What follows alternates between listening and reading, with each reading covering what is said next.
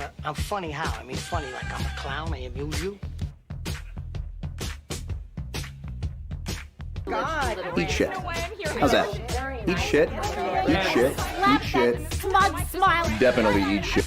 I'm as mad as hell, and I'm not gonna take this anymore! You can't handle the truth! Episode 46, Ensemble Movies. I decided to make it a big cast. Actually, this is how kind of this whole... we got to a 5-person panel tonight. Well, 2 people I told would be on here, and then the other 4 I presented to the High Council, and then 1 was cut off. 3 people got chosen, and that's how this entire thing was crafted. It's fantastic. We were decided just like a Full Metal tournament. It's going to be a fun time here tonight. First thing I got on the call that I totally forgot that I said could be on this episode, even though he gets 2 a month, it's Kaleb Koho. Kaleb, I said I have 4 people. Then you're like, that's cool. That's fine. I don't have to be on, and then we let you be on. So do you feel like you have the worst list, the best list, or the most everybody has seen these movies list? I have a combination of this is the most everyone has seen most of every movie's on this list, and also I have the worst list. I'm very confident I do, but I like my movies. I focused on the ensemble and the performance of the cast as well as the movies. So yeah, this will be fun. Next on the list, Zack Ford. Zack Ford took very good time and effort to come up with this list. He wanted to make sure he got a spot on this list to be on it before he started watching movies, and then he still sent me a list so close, not as close as somebody on this panel, but pretty close to Showtime. About 2 days out, 3 days. So Zach, do you feel like you have the best list or the most unseen movies by most of the people on the show? I definitely feel like I have the best list because I literally watched them all this week, and I'm very confident. They're all 10s, and they're all 10s for everybody. It's unanimous. I've talked to the world, and they agreed with me. And I just want to say, me and another person, we're just very professional and take it very seriously, and I'll share my Venmo account with you for my payment after the show. Yes. Oh, and I'm mistaken. He sent me one list and then decided to change it on the same day. It was on a Monday. So, yeah, not all movies have been seen. He also broke the cardinal rule of Your List Sucks and shared his list with a fellow panelist named Paul Oyama. Paul, that is punishable by death almost. You did that? Show. I didn't receive it. I mean, if that happened, I'm yet to receive it. Wait, I'm ready to rat everybody out. Okay. I guarantee you didn't show lists with Koho, or you wouldn't have showed up on the show. Paul, you do your patented strategy of sending me. You actually gave me some movies to check out or make sure I've seen before you did it, but then again, came in pretty close to the last minute again. Do you feel like you have the best list or middle of the road because you always include movies that there's not a chance in hell I saw by the time the show went live? I definitely spent the most time thinking about the list, I think. I don't know if that necessarily equates to this being the best list. I have very specific criteria, as you will see. Some people may disagree with that, but some people are idiots, so that's fine. I'm excited to be on this panel. I didn't even know Koho was on the actual panel itself. So that should be, that's happening. Yes, and just to let everybody know, Tuesday at 3:54 p.m. was the final list sent to me in the show. I did send a preliminary list like a week in advance. So next. That's a rule. Next, normally you're the most pretentious person on the call. I guarantee you will not hit that benchmark tonight. Do you feel like you'll have the best list or be called a phony because you will not be as pretentious as 2 other people on this list? You didn't say who you were talking to. I'm assuming you're talking Barr. about Brooklyn. Oh, Brooklyn. Me. Okay.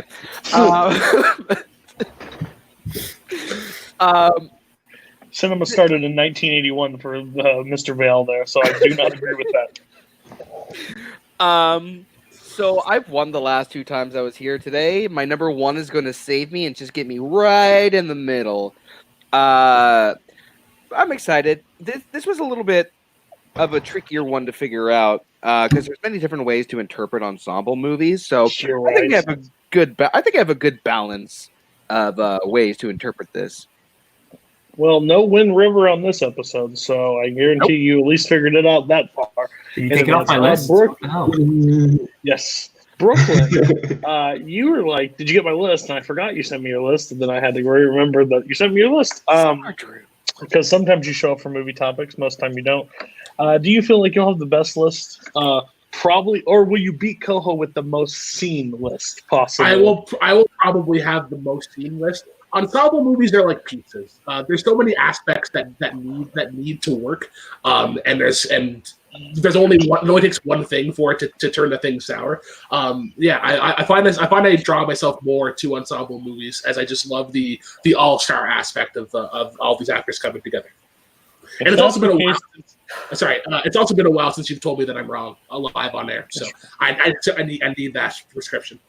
If that's the case, I don't know how the hell a cheese pizza worked, because that's three ingredients, but apparently that's an ensemble in Brooklyn's eyes. I get where you're coming from. So how the show works, everybody presents a top 10 list. Again, I'm going to say this real clear. If you really like your 10, 9, and 8, put them higher on your list, because I'm going to be cutting people off because I have 5 people. So, also, some people submitted that there's actually 11. If you say that, it was my 11, I won't believe you if you didn't tell me. And we're going to start with Koho.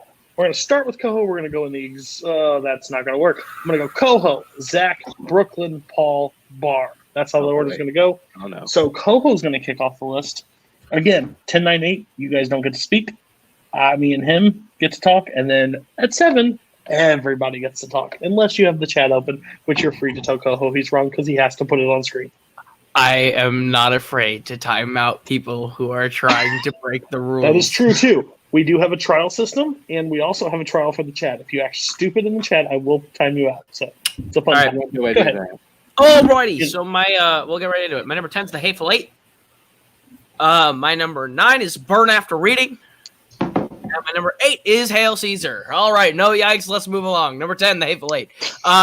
I like this movie more than most people when it comes to Tarantino. I think the entire ensemble works together and bounces off each other in such great ways, especially like Kurt Russell, Samuel Jackson, Walton Goggins. Those 3 are the 3 standouts to me. But also you have Jennifer Jason Leigh and Bruce Dern, and Tim Roth, Michael Madsen, incredible cast, fun story.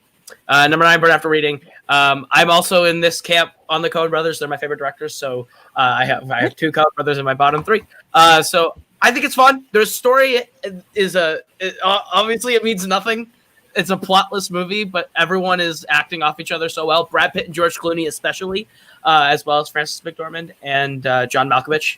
A lot of fun. And number 8, Hail Caesar. I also defend this movie a lot more than most. I think it got a lot of weird hate when it came out for being kind of like Burn After Reading, almost plotless. But I think it's the way that you get the old classic kind of Hollywood with modern actors playing these parts, Alden Ehrenreich and George Clooney and Josh Brolin all acting off each other, is really funny. I think the comedy in Hail Caesar really works for me. So, yeah. Okay, so you're 10, Hateful Eight. I kind of agree with Paul. So you're saying the 8th best Tarantino. I don't like this movie. I feel like it's a fine movie. It's enjoyable, but it's never one I want to go back and rewatch. I think the characters play off each other, but man, there's a lot of just snow. There's a lot of snow, and it takes a lot of time to get there because we just watch everything, and then we get there, and then the action starts happening. It's fun. It's classic dialogue, but there are better Tarantinos that do the dialogue better in a group setting, so disagree with that one. 9, yeah, Burn After Reading. You're right. Plotless. Not a fan of the Coen brothers. Not a huge fan of them. I like when a movie goes somewhere. And like, if you know me on the show, I'm not a big fan. I don't like the Coen brothers, so I wouldn't put it on there. But I expect it. So 9, I'm going to give you a pass on it. The one I'm not going to give you a pass on it because I've seen Burn After Reading. I've seen Hail Caesar. Hail Caesar is the worst one of those. I don't like Hail Caesar at all. Your love affair with old Hollywood is kind of sickening at times. I'm going to be honest with you. You just love old Hollywood, and that just makes it a freaking 5-star movie. But this one's bad. I think the cast is good because they're good actors, but I don't think they have any direction or anything in the right direction in this movie. I don't like it. So yeah, you're stumbling out of the gate. This would be fun. We're going to go to Zach. Zach, 10, Yeah. 9, 8. Okay, my 10 is Monos. My 9 is Wet Hot American Summer. And my 8 is Kicking and Screaming. Not the Will Ferrell Kicking and Screaming. 1995, Kicking and Screaming. Okay, Monos came out last year. I saw it early at a film festival and thought it was going to be the mind-blowing foreign film of the year, and that nothing was going to be able to take its place. And for some reason, quietly went away. And I need everyone to see it because it's pretty mesmerizing, beautifully shot. Everything should be in the jungle. Jungles are great, and it is kids trying to be kids within a horrible situation, and it's the best movie starring a graduate of Hannah Montana. Next. Wet Hot American Summer. I wanted to make sure I got a pure comedy on this list, and this is one of the most rewatchable movies for me, and has we're going to talk about a lot of casts that has these great stories before we got to know them, and I think this is one of the best with Amy Poehler, Bradley Cooper, Elizabeth Banks. Paul Rudd to me is one of the funniest performances I've ever seen. I'll watch this every day, including the documentary about it making, because I just like watching fun people have fun together. Kicking and Screaming. Will Ferrell is great as a soccer coach and fighting with Robert Duvall. But also the 1995 Kicking and Screaming Noah Baumbach's first movie. And kind of since we threw flashbacks to what it was like to be done with college and not know what to do with your life and partying with your friends.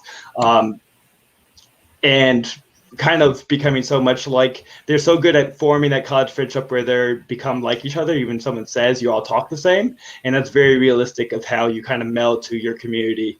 Those performances shine, and justice for Chris Eigerman, who deserves better as an actor. Okay, well, I'm going to keep this real short and sweet. So you're 10, haven't seen. So I will check that out for what it looks like. It's one that I wanted to see, but I'm with 5 people. It's kind of hard to see everybody's 10 list, especially when it was sent so late. You're 9. I absolutely love Wet Hot American Summer. I think it's I wanted just pure comedy on there, and I think you put one on there. 9, okay. I would like it maybe a little higher. I like that movie a little bit more than most, I guess. And you're 8. I've seen the Juice Box guy, but he ain't in this movie, so I haven't actually seen this one because growing up, I've actually seen that. I have not actually got to sit around to seeing this one. It will be on my list. I will watch it. I was really confused when you sent that at first, and then I had to read 95. I'm like, okay, cool. By the way, Koho, I know you're the Multiplex account, and you forgot Reservoir Dogs. Not a good excuse. I'm sorry. You failed. We're going to go to Brooklyn. Brooklyn, give us your 10, 9, 8. All right, so number 10, I'm sure this is going to be a punt. It's a mad, mad, mad, mad world. Yikes! Yeah. All right. You're really excited. What's your 9? Number 9 is Boogie Nights. Okay. All right, and number 8 is Spotlight. Okay. All right, so Mad World got yikes. So let's go to Boogie Nights. Boogie Nights is probably one of the ones. It handles tonal change really well. I like how it goes from like this kind of like it's like kind of like upbeat 70s sort of like adult film stuff, and then it turns into, and then like the minute you get to that New Year's Eve countdown scene, it sort of changes from there, and it just kind of dials up to 11.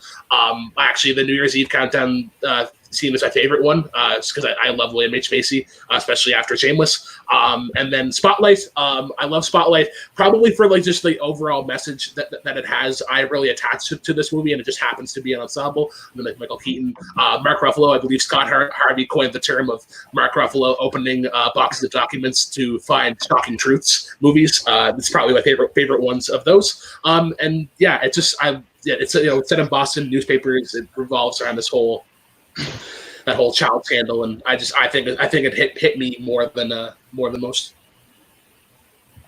Okay. So the first one with Tim was correct. Okay. Get the off the screen. Okay, I forgot what his 9 was. 9 was Boogie Nights.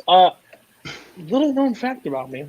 Not the biggest Paul Thomas Anderson fan in the world, and I know a few people hate me for that, and that's fine. I'm just not a big fan. This is one that I actually do enjoy. It's just wouldn't be in my top 10. I know when you like search Ensemble cast, like this is like one of the top ones that people bring up. It's just not there for me, really. So, but I don't hate it. 9 is definitely a good spot. It's one of the better Paul Thomas Anderson movies. I'll promise you that. Next one is Spotlight. I enjoy Spotlight. The reason why I laughed, I don't think it's a bad choice, but Zach was like doing something and you said Spotlight and he went, like, popped up. I was like, you want to come run that by me again? I like this movie more than most. I don't feel like it's the most rewatchable movie because the subject matter is a little rough at times, but I think the characters that play the pieces, I think they're really good in this movie. And I mean, I like the Boston setting, but it's I think it's an important story that got told, and I like it. I know a lot of people, it's boring, it's bland, it shouldn't have won, whatever. Okay, well, I don't know who was out there because Brooklyn and Koho probably won't be on those people to join for you. Sorry, Jake. But they'll start liking it just to have you. Okay, so we're going Paul.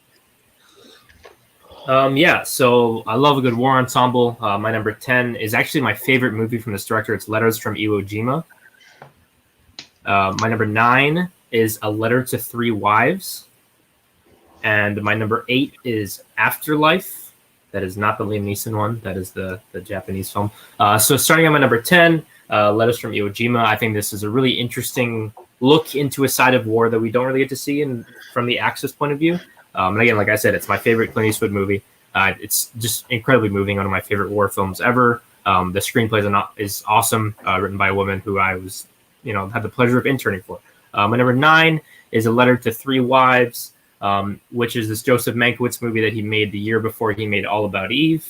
It's basically about these 3 women who all get a letter from one of their friends that says she's running off with one of their husbands, and they have to figure out which one of them it is. And so they sort of all look into their own marriages, and it's this really interesting look at domestic life.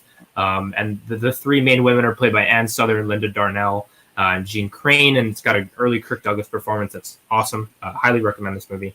And then my number 8, Afterlife. If this was just movies that we love the most that are ensembles, this would be way high, maybe my number 1. This is one of my favorite movies of all time. Basically, in this world, when you die, you get a film made of a moment of your life, and then you replay that over and over again. That's sort of the short concept of it. But it's this amazing look at the way that different people value different parts of their life. It's an incredible movie. Same director as who made Shoplifters. So it's on YouTube for free if anyone's interested. It's an incredible, incredible movie. So, yeah. I knew Afterlife sounded familiar because you brought it up before on this show. It's one that I am still yet to see. But we're going to go to your 10. 10 is, I guess I didn't think about it. That's kind of a dumb thing for me. Like, not saying it wouldn't have counted, just one that didn't pop straight to my head. But I think this movie is fantastic. Yeah, I think it's one of those perfect war films, and I didn't know that you had the personal connection with like the story or who wrote it. So that probably ranks a little higher for you for that reason. But I think it's one of those perfect war movies. So great choice. 9. If you haven't seen it, sounds right up my alley. To be honest with you, I've been binge watching like 40s and 50s older movies, so I will definitely be checking this one out. And then the next one is still missed. Again, you're really good at suggesting movies, so I can't tell you that you're going to be wrong about Afterlife, so I'll check that one out. And then we're about ready to start punching each other. We're at Barr. Give us your 10, 9, 8. All right, people are going to start punching me for this one, but I bet Lucas Schilbach has rated it very well on Letterboxd. The first one is 3 Billboards Outside Ebbing, Missouri. Nice. Yep, knew that was coming. My number 9 is A League of Their Own. And my number 8 is Young Frankenstein. All right. I'm going to keep this short and simple. I think all the performances of 3 Billboards Outside Ebbing, Missouri are dynamite performances. I think Frances McDormand and Sam Rockwell earned their Oscars that year. I think Woody Harrelson did a great job. Oh, well, I tried. But yeah, I think all the performances in this film are very strong, and it's not easy dialogue, so I think they did a good job with it. My number 9, A League of Their Own. Everybody in this movie is just kind of electric to watch, even the people who don't have that many lines in this. Like, especially the one scene where the one player finds out that her husband died in the war. she's doing a great job, and like you don't really know much about her a lot throughout most of the rest of the movie, but even then, she's super strong in it. And it's got some of my favorite comedic dialogue between. This is a really strong cast. And then Young Frankenstein, probably one of the more tighter ensembles in my list, but everyone's on top of their game. Everyone has their moment to shine. Everyone's funny. Everyone has their moment, and I just think that everyone's really strong in this, and it's a great cast piece. Okay. By the way, Barr, I don't know if you knew what you were doing, but you were a genius in what you were doing. You put two movies that two people on this panel have very visceral reactions to, and you put it in the spot where they can't say a damn word. So I applaud you, and you get 2 bonus points for that. What do they mean? I don't fucking know, but you get them. So 3 billboards. As somebody that lives in Missouri, I'm not gonna lie to you. It kind of at times hits the nail on the head. I mean, if you live in like a smaller town of Missouri, it is very culture insensitive. As somebody that currently lives in a small town in Missouri, I will attest they're very insensitive at times, and this entire movie kind of plays that what Missouri sometimes is. And I'm not saying that's maybe all United States. I just know it's personally because I've dealt with it in the States. So that's what I'll say with that one. I actually like the movie. I don't think the movie's bad. I think the performance is really good. I didn't know there was so much hate for this until some people brought it up in the chat one time, and then yeah. So yeah. Okay. No, sorry. Okay. And I love you both had the but it was for 2 different reactions. Brooklyn was good. Paul was like, yikes. League of Their Own. Shit, you put a baseball movie on here, and I effing hate baseball. No, I would say, yeah, I like this movie just fine. I don't like all the supporting characters in this. I do not like Madonna and Rosie O'Donnell. Madonna's best performance. Well, shit. So, like, there's a lot to pick from.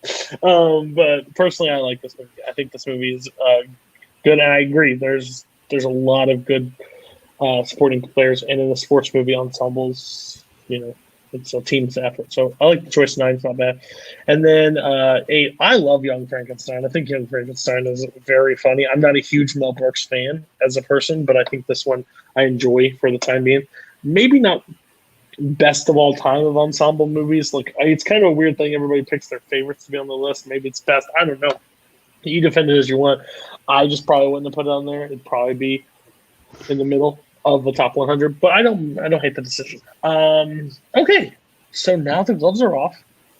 We're gonna make these quick sound bites. Okay, so please do not gush and beat each other down for so long. Zach, you don't have that role because I know when you get on your rants, you just go for it. So I'll let you rant as long as you'd like. I'm talking to Koho. So Koho, what's your 7? 7's The Princess Bride. Yikes. Okay. My number 6 is The Breakfast Club. Fuck you, Zack Ford. Okay, The Breakfast Club is a good movie. I really enjoy it. Paul, I hate you. The way that John Hughes writes these characters and the way it brings them to life, they all feel real, especially for the time that they're, in. I think that Judd Nelson's incredible. I think he does a really good job playing that part and bringing that character to life. I think he's the best performance of them. But I think if you go through them all, you also have that entire Brat Pack crew that I think is just fun to watch. I think it's a good movie and still holds up today. Okay. I like The Breakfast Club. I really like Zach's reaction a little bit more than like he literally smelled something rotten. I don't know if it's I really don't know with this movie. It's kind of weird because I think it's kind of starting to take a turn where people don't like this movie or don't think it's good anymore, or maybe no one ever thought it was good. It was just nostalgia, but I enjoyed the movie. I think the characters in it are really good. I think they capture that team dynamic really well. I think it's funny at times. I think it's sad throughout it, so I don't mind it. 6 maybe a little high for it, but I don't hate the decision. I will go quick and get out. Open the Field. Didn't have Breakfast Club. Why not? Tell me why. Lunch Club is just that much better. I mean, really, it's just a superior film. It's got way more depth to it, better courses. But no, I do think, I mean, what goes crazy, Anthony Michael Hall is easily the best performance in this movie, and it's not close, like, at all. Judd Nelson has never really been good in a movie. Oops. But I don't know. The movie's not unentertaining, but I just hate the way the character arcs end. Especially Ali Shee's character. That's like such a disgrace, the way that they do that character. The movie's okay, but it's on a best ensembles list. Absolutely not. I can only see you liking this movie when you're 16. If you watch this as an adult, I don't know what fucking eyes you're looking at it on, because it's just like whiny fucking kids blaming their parents for hating themselves and hating their lives. It's like the drama of the movie is all our parents suck. We're all in detention because our parents aren't mean, because they want me to be good at sports and they push me hard. And I can only imagine Koho still likes it because he's still 16 and blames his parents for all his faults too. So I like my parents at this point. I was able to grow past that, and now I see it's like I see my students who whine about all their shit all the time. Like, your life is not that hard. You're 12. All you do is fucking go to school, and that, come on, you're in high school. You're in detention for a day. Shut the fuck up and do some homework and catch up. Stop whining. Your parents aren't that bad. None of them seem that bad either. They drove them to school. That's more than some people get. I don't. Bender's dad's not the best. I was about to say. He walked to school. Praise Mister, I put cigarettes out on my son's arm. And that guy's definitely a pathological liar. I don't believe his shit he says. Jesus Christ. Okay, shut up, Brooklyn Barr. I can't top what they said. I can't. All right, so I actually really enjoyed this movie. It was in my short list. It's probably the one that Sue and I watched the most, just in terms of rewatchability. I just had like probably 14 other ensemble movies that I wanted to talk about more. So it's your number 15. Yeah. Oh, yeah. Okay. Koho, if that wasn't beaten enough, you got 2 more to go through. So what's your 5? Oh boy, I'm ready for this to get yikes. 12 Angry Men's my 5. Yoicks! There it is. All right, so we're gonna wrap it up with number 4, which is Life of Brian, because I think it's the better Monty Python movie. I like Life of Brian more. I think the jokes land more. It might just be because I was a church kid, so like all those jokes just work for me more. I was never really a King Arthur kid, so I still think Holy Grail is great. But I think the story of Life of Brian and the jokes just land harder. I think Monty Python's a great comedy ensemble, and they do a lot of good work. But I think Life of Brian's the best of them, especially the interaction between John Cleese as the guard coming back to the house, and they're all hiding, and he's like, you know what the penalty is for harboring fugitives? Crucifixion. Could be worse. Could be worse. Like, I love those entire I love those big rants with the in jokes about biblical time stuff. So Life of Brian's my 4. Yeah. So Lucas Showbox just recently shared his voodoo with me, and he said, "Hey, like, you have all these movies, but what you don't have is Monty Python and the Holy Grail." He goes, "Wait a minute, you don't like Monty Python, do you?" I said, "No, I do not." He's like, "Figured." Same thing with Life of Brian. I just have never seen it for the single fact that I don't think Monty Python's actually that funny, so I don't want to go see anything else from him because I just don't think I'm going to laugh. Like, I get it if that's your humor. Like, how you explain it, that sounds funny. But I don't think the delivery is going to get me, so I'm not going to waste my time watching it to just be disappointed. So don't hate it before. Maybe stupid. Maybe I'll go to people that have seen it. Guys, Life of Brian didn't make it. Why not? So this is a movie that I like, but if we're going to go with the Monty Python like ensemble film, Holy Grail is sitting right there. Like, the jokes in Life of Brian are they're more hit and miss than Monty Python usually is. And honestly, this doesn't give a lot of the entire troupe as much time to shine as some other members do. So I like this movie, but I don't know if it's a great ensemble movie. I think this is a great time. Everybody take a drink in the chat. It's a movie that I have not seen, so. Cheers, Talker. I love the opening. I don't think I really like anything else in the movie that much. It's pretty fun. It's pretty good. I just think that Holy Grail is just a better distillation of the Monty Python sort of ethic, and I think that's a better representation of what their comedy represents. And yeah, it helped win me my first ever trivia match, so always respect to Life of Brian. But it's just, it's good. I've only seen it drunk in college, lying on someone's dorm room floor, looking at a laptop screen that was like tilted about 20 degrees too far to where it was all blurred. So my opinion is not valid. But usually that's how I like to watch movies, anyways. And the Letterboxd rankings seem high, so maybe it's good. But there's also people that say that they've seen it but don't have star ratings. And by the way, if you're in the chat, I don't trust you. If you have a Letterboxd ranking, you say you've seen something but you don't rate it, I don't trust you anymore. Boatman, I'm talking to you. I'm talking to Boatman. I don't trust him. Oh, there's the second Lucas Schilbach brought up by Barr. I'm keeping track. Oh, right. We're going to Zach. Here we go, guys. Hey, Brooklyn, get your drink ready. Start with 7. Okay, my number 7 is Freaks from 1932. It's a classic horror movie. Even though the horror tropes don't really come into the last 10 minutes. Best thing about this movie, tight 60 minutes, guys. Actually 61. So let's say a loose 60 minutes. But everyone should watch it. 1930s had it right. Every movie should be under 70 minutes. But it is. This takes place with a group of circus freaks, and they use people with real disabilities, and for the most part, there's some people that they had to add makeup to make up the community of circus. But it's so sympathetic with how it treats those characters. Even though it's a horror movie, you never feel like they're the monsters. Actions kind of make sense and are within reason.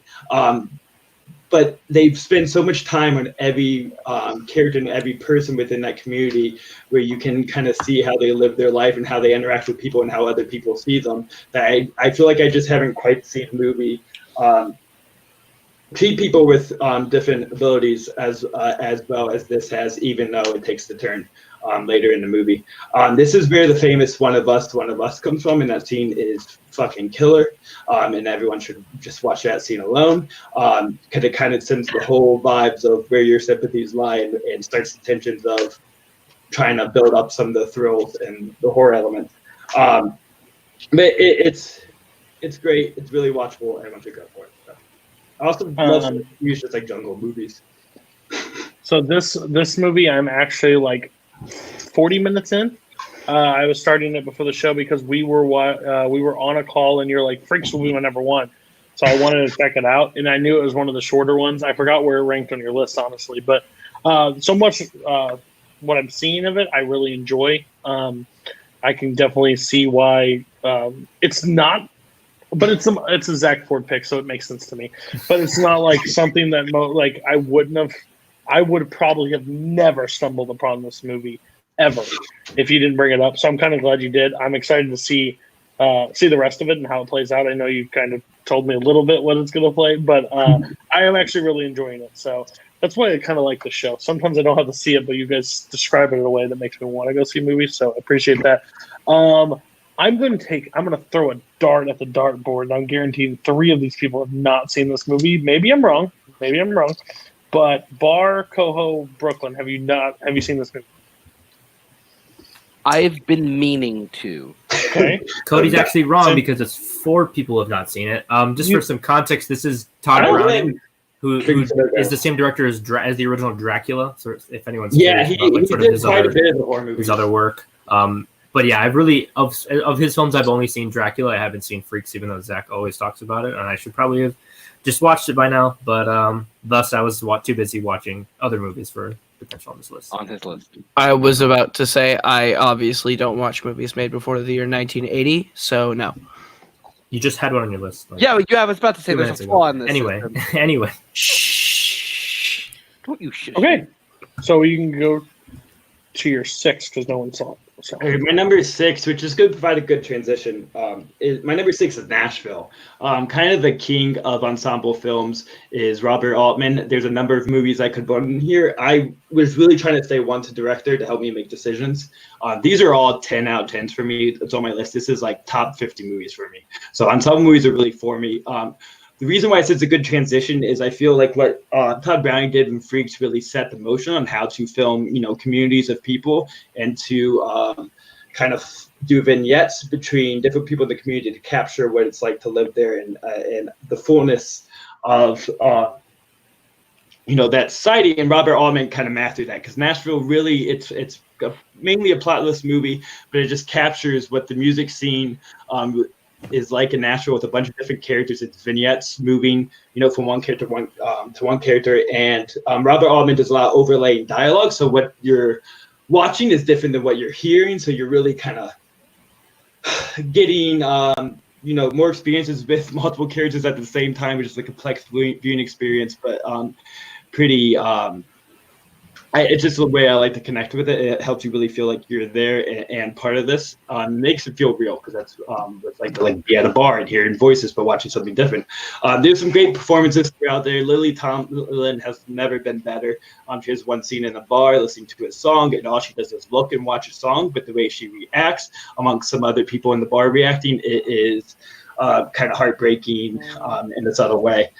Some of the music is very 70s Nashville music, so it's good for what it is, but some of the other songs I feel like we're even ahead of its time with where country music was to go, kind of showing the more alternative country scene, so even capturing different layers of what Nashville can be, not just the old-fashioned way, is remarkable. And this is a long one. A lot of these movies are long ones, so if you want a short one, watch Freaks. You can sit down and put yourself into Tennessee for 3 hours. You can watch that. Yeah, so that was one of the decisions going to this movie. It was 2 hours and 40 minutes. I was like, don't know. I can think, because I'm still considered essential right now, so I'm still working, so I can't just, I'm not home. There's a new rule that's going to be put in place. There's shut up rule. There's all these rules. It's going to be the Paul and Zach rule. I'm going to give you the topic a week or 3 weeks in advance if you need it, so I can actually see some of these movies. So the show's just not me like, that movie's fine, just never seen it. So cool. We'll pass this buck again. Some may have seen it. I don't know. But why didn't you have Nashville? Koho, you didn't have it. Brooklyn, you've never seen it. You already started drinking. So Barr, Paul, have you seen it? Yeah, it's been a long time since I've seen it. That's kind of the main reason I didn't put it on here. I wanted to watch it for the show, but I already had watched like 4 3-hour movies for either consideration or actually on the list, so it was just a bit of a chore for me. I remember not loving it, but that was also pretty early in like my sort of film discovery. I know this is sort of like one of the prototypes that Linklater used when he was making Slacker, and that's kind of what inspired him to use that sort of vignette style. I'd be really curious to go rewatch this because it's been so long, and I love Altman. But yeah, it's not something I've seen recent enough to really remember fondly enough to make the list. So I saw this movie for the first time a month and a half ago, roughly. It takes a while to get into the movie. But once you're enwrapped in like these characters, you're absolutely enwrapped in them. Especially the one between Keith Carradine and Lily Tomlin, that relationship. I think I really like this movie a lot. It's just that first like 20 to 40 minutes, it's just a little hard to get into. So that kind of kept it off my list. I don't think this is a Cody movie. Just by the way. Appreciate it. Appreciate the warning. Paul hasn't logged on Letterboxd, but no star ratings. Don't trust it. Next one. Go to your 5. Yeah. So my number 5, I get a lot more accessible here on out. My number 5, pretty on brand pick is Royal Tenenbaums. Tenenbaums. I keep saying Tenenbaums because I'm just really into the Christmas song. Oh, Tenenbaums. I actually had to delete and edit my list to Cody to spell it right. The Royal Tenenbaums. Wes Anderson. Always has great cast. I would say this is the most ensemble of his movies because they all kind of equal play. This kind of breaks my rules because I try to have no one person you can say as lead. It's multiple, viewpoints. Gene Hackman can be seen as lead, but I think equal time and consideration is given to, to Luke Wilson's character and to Gwyneth Paltrow's character, and their stories matter equal as much. To where even some of the smaller characters I feel like have scenes to really help identify where their story lies within it. I think Danny Glover gives one of my favorite, 10-minute performances in any movie. There's a specific one scene where he interacts with Gene Hackman and, comes out of his kind of timid shell to, show his cards a little bit and how he's reacting deep inside of all the chaos happening around. him, and he was really trying to be a stoic person. It's really remarkable. But Royal Tenenbaums, I saw it probably when I was like 12 years old, so kind of a formative movie for me growing past just watching cartoons and Disney sing-along tapes. And so that's probably why it stays in my memory so well, but it still holds up to this day. It's super funny, super tragic in a lot of places. Great music, kind of a theme in any movie I like. Wes Anderson always does well with that. But also, I play tennis and I identify with Luke Wilson, but I haven't committed suicide. I just wanted to be a tennis star, but my dad didn't love me enough. I realize why you're a partner with Boatman. Most people know what I'm going to say on this one. And I'm sorry. I hate Wes Anderson. I do. I don't like his movies. Again, and it's the worst cop-out ever. The only one I do like is Grand Budapest, which is not even, I know in most eyes, not even considered one of his best of Wes Anderson, of Wes Anderson's style of movies. I'm sorry. That one would still probably be a 3.5 for me. I'm not a Wes Anderson fan. I respect it if you like it. That is in your wheelhouse. It's like the Kevin Smith, all that stuff. I keep it. Keep it. I think Wes Anderson's better than Kevin Smith, but those are those fan base that are super crazy about him. Nah, not for me. Won't be for me. So I won't say anything rude about the movie because it's been one time that I've seen it. It was a long time ago, and I remember not liking it. Paul, Royal Tenenbaums. Yeah, this is not one of my favorite Wes Anderson movies. I don't like this movie a lot. I have been meaning to sort of rewatch it because I haven't seen it in probably 2 or 3-ish years. But this is definitely not one of my favorites. Actually, Grand Budapest is the one that I most strongly considered for this list from Wes Anderson. But this doesn't. I don't identify with the characters really, and I think that's the big thing with this movie is if you don't connect to them, then you don't really care about what's going on. And this has never been one that I've really connected to. It's great use of music, but I don't. Yeah, the characters I don't care for. Sorry, you didn't have a stepsister. Or adopted sister. What are you doing, step bro? Adopted sister. Okay. So, jeez, this is my favorite Wes Anderson film. And I'm actually a little upset that I didn't think about this movie because it probably would have made my bottom, somewhere between my 10 and 11. My somewhere in there. But no, I think this is a great pick. I love this movie a lot. That ending is just so good. I haven't seen it, but I will echo Paul's statement that Grand Budapest was on my short list. I think it was on my list for a little bit, and then I had to take it off. Who's Wes Anderson? Fair. Okay. That's the guy that made Boogie Nights, right? I think he's the guy that made the one about the stop motion dog. Oh, if he did, that's the one that I actually did like. Come on. I didn't like Isle of Dogs, Zach. I'm sorry. All right, let's close it out. So that's why. That's good. What is your 4? You should like Paddington too. My number 4, once again, going by the rule of one film per directors for me, because this person could have dominated the list. This is my Tarantino choice. It's my favorite Tarantino, Inglorious Basterds. Yikes. Okay. All right, Brooklyn. All right, can't wait to see the eye rolls in the chat as I bring up my list again. Number 7 is 2019's Little Women. There was a couple of time movies going to pick 2019. Avengers Endgame. I wouldn't be surprised if somebody picked Parasite. But Little Women is one of the more joyous films I've ever watched. It's probably the closest I've gotten to crying tears of joy. I just love the bond that Saoirse Ronan and Florence Pugh and Emma Watson sort of have. I actually really loved Laura Dern's performance in this movie. I was hoping that she got nominated for that over Marriage Story. And then fucking Bob Odenkirk just shows up in this movie as the dad, and it's weird, but it fits so well. Timothy Chalamet's really good as Laurie. I love the score, just the relationships that they have, and I think it's the reason why it's on this list in this spot. I hadn't, like, before going into this movie, I hadn't read the books. I haven't even heard of the books, or I hadn't realized that this was like the fourth iteration of the movie. So I went into this with very fresh eyes. And yeah, it blew me out of the park. I believe it was my number 3 or 4 of 2019. It's just, yeah, it's a really good time. And I think seeing it in the theater especially sort of gives it that grand essence of what I think ensembles are really about.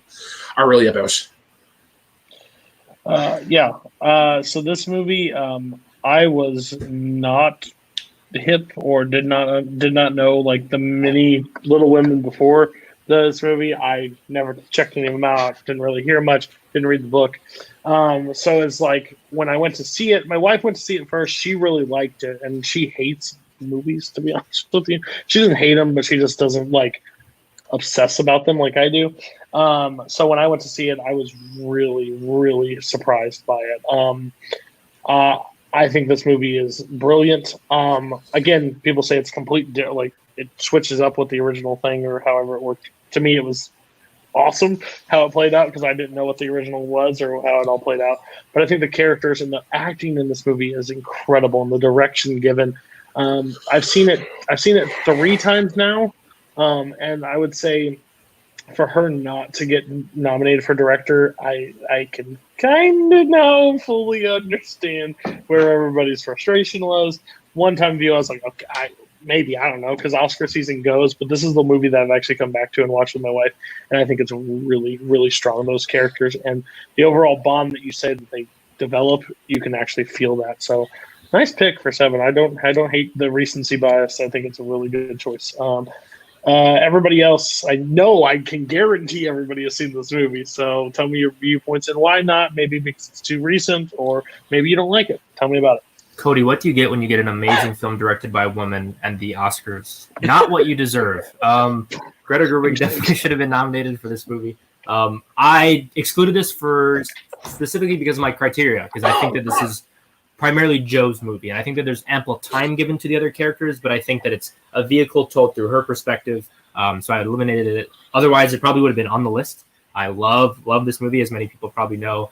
Greta is 2 for 2 for me as far as movies that like I adore personally. I love the Pugh performance in this movie so much, the way that she dilates herself based on what age she is, and the way that sort of her energy is sort of focused into these small moments that are so perfectly indicative of who she is as a character. Every performance is amazing. I watched the 94 one right after this, and I definitely prefer 2019 on like every aspect. And a lot of people say that Christian Bale is better than Chalamet. I definitely disagree with that. I think that the dramatic scene between Ryder and Vail in the old one is not satisfying. I think that this is a much better, more realized, modern version of this story, told as a sort of semi-autobiographical through Greta, and I think it's amazing. Yeah, it was in my top 5 of last year. I love movies as Brooklyn's that could have made the top list from last year, could have made an ensemble list. Like 3 of my top 5 alone, I would qualify because I would count this. But Mon Monos made my 2019 pick for ensembles. I didn't want to give everything to 2019s. But I was heavily, there's some bias because I was heavily rooting for this movie because my wife can't hear me, but Greta Gerwig is the love of my life. Don't tell her. But I just really wanted her to succeed. I was nervous going in, but I'm really happy she passed everything. I love you, baby. How am I going to follow that? I love this movie, the 2018 PureFlix version. However, just number 1. But no, this movie is fantastic. Everyone nails their performances in this movie. The one person who I don't think actually is that good in this is Streep. Thank you. She really kind of drags this movie back a little bit, and it keeps it from making my list. Streep alone. Wow. Pretty much, yeah. Her 2 minutes on screen ruined the movie. No, she's dead anyways. This was my number 12 of 2019. I did really like this movie. I think Gerwig has made 2 great movies. 2019 is a great year for film, but Little Women, I limited myself to one 2019 movie, and there was one that I had to pick from 2019, and Little Women just didn't make the cut. 2020 is better. Bad Boys is winning the Oscar. Yeah, Brooklyn talking about watching this in theater is just really depressing when you think about the state of the world right now. That's all I have to say. Best actor, Billy Gilpin, and the Best picture, Bad Boys for Life. Let's make it happen. Brooklyn, what's your 6? All right, number 6 is one of my favorite comedies, Anchorman. Wow. All right then, cool. So you can't talk about Ensemble without improv, because improv really has that group, and it's about that chemistry and how people work off of each other. And Anchorman, I think, is one of the prime examples of that. I mean, like Will Ferrell, Paul Rudd, Steve Carell, whatever the fuck that guy's name is, Champ or whatever. they just work off of each other so well, and then there's so many other aspects that you add in, like Vince Vaughn, Ben Stiller, the Jack Black scene is great or whatever. It's super quotable. Like, this is, I think, one of the Adam McKay's best in terms of comedy, and it's rewatchable. I get the yucks, and sure, it's like, you could argue that it isn't really an ensemble because its subtitle is The Legend of Ron Burgundy, but there's just so many things that have to work together in order for this to work, and it's a home run. I really, really love this movie. If I could just get like a cut, like a video package of just Zach popping up, be like, "Are you sure about that?" That would be perfect. The movies half the time. I know. He just is like, "Oh yeah, I'm on a show." What? But it's always at the right beat. It was perfect on that one. And then, what the hell is the Champ? I like this movie a lot. I really do. As a comedy, Will Ferrell now is like, I grew up at the right time of this section of Will Ferrell for me to find it really funny. I don't laugh as much as I used to because I went through puberty and everything, and like grew up and stopped being a child. So it's not as funny all the time for me. The only reason is I don't really consider this an ensemble movie. There's got great role players, but it's Ron's story. It's Ron's story 100%. Everything focuses on him. No one else gets a moment without Ron. So I don't hate. I just don't think it qualifies. So it's, again, I tell everybody to make your list. I don't really dictate people's list. I let them defend it on the show if it makes you look stupid. I just think I understand where you're coming from. In my eyes, it's just everybody else. Besides that topic, if you agree with me, you can just say yes, it's not an ensemble. But was this in consideration for you guys, or was that a driving factor of not having it on? Yes, and also I just got to this movie too late, I think. I saw it sort of when it first came out, but by the time I watched it again, like when I was really fully formed, it was just so in the culture that like nothing was really that funny. All the famous jokes are just a part of our lexicon, and I think that sort of takes a lot of the punch of them out. So it's hard for me to really say, and I never really saw this movie sort of as an adult without just being inundated with everything, and it's impossible to really find it that funny for me. It's just not, it's not my favorite Adam McKay comedy either. So, yeah. So I haven't seen it since high school, because I loved it the first time I was seeing it. And then Brian Andrews, the second best player on our tennis team, who was always jealous because I was a year younger, but was the captain. He just like fucking talked about Anchorman all the time, and had us play it on like a bus to go into a special match. And I'm just I can't like it because you like it. I'm better than you, Brian Andrews, at tennis and life. So I have better movie taste. So I haven't seen it since. It's his fault.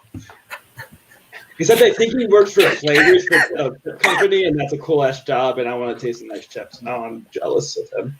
It turned. Zach's reasonings for every movie up here on his list are my favorite things ever.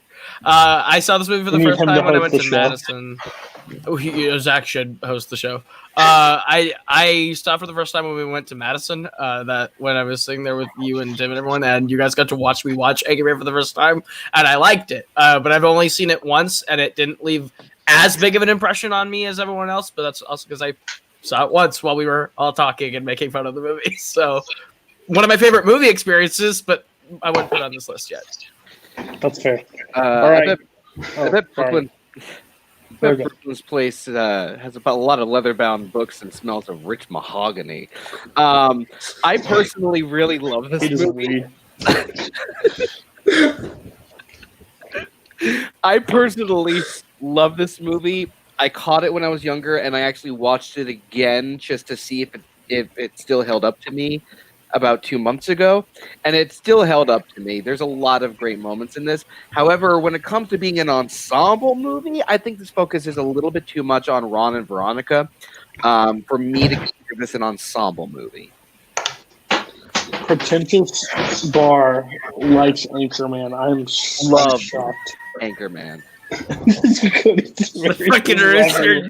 That is the Came most in right truthful then, too. statement. And wait until you have kids, you laugh even less. Sorry, Zach. It's funny. So go ahead, Brooklyn, give us your 5, I believe. All right, so number 5 is Ocean's 11. And I think obviously at this point the Steven Soderbergh, not the OG Sinatra version. No, the Steven Soderbergh version. You almost had a yikes for me there. Oh, okay.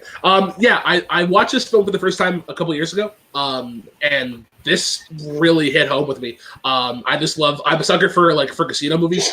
As I work. That's the industry that I work in, so I sort of attached to it more. The twists in this work, like it's a heist movie, so there are so many gears that have to work in place, and I just love Brad Pitt as essentially like the puppet master of it all, and him sort of organizing everything. And then you like George Clooney has time to shine. I love Bernie Mac's role in this. Matt Damon is great as a sort of like the swiper or whatever, the pickpocket, and then you have like Scott Conn and Casey Affleck as sort of like these guys that consistently butt heads, and like Alan Arkin is great as sort of like the wise guy. There's so many things that could have went wrong in it, but he just does really well. And then like Andy Garcia, I think it's just the right amount of like cartoony sort of villain that just gives it enough dynamic to sort of have it, to give it some sort of flair and to sort of like have some sort of wow factor. Yeah, I love this movie, and I'll be watching this again and again and again. Just next time anybody wants to like share the whole cast from the movie, just bring up the IMDb page and share your screen so we can all just look at it together.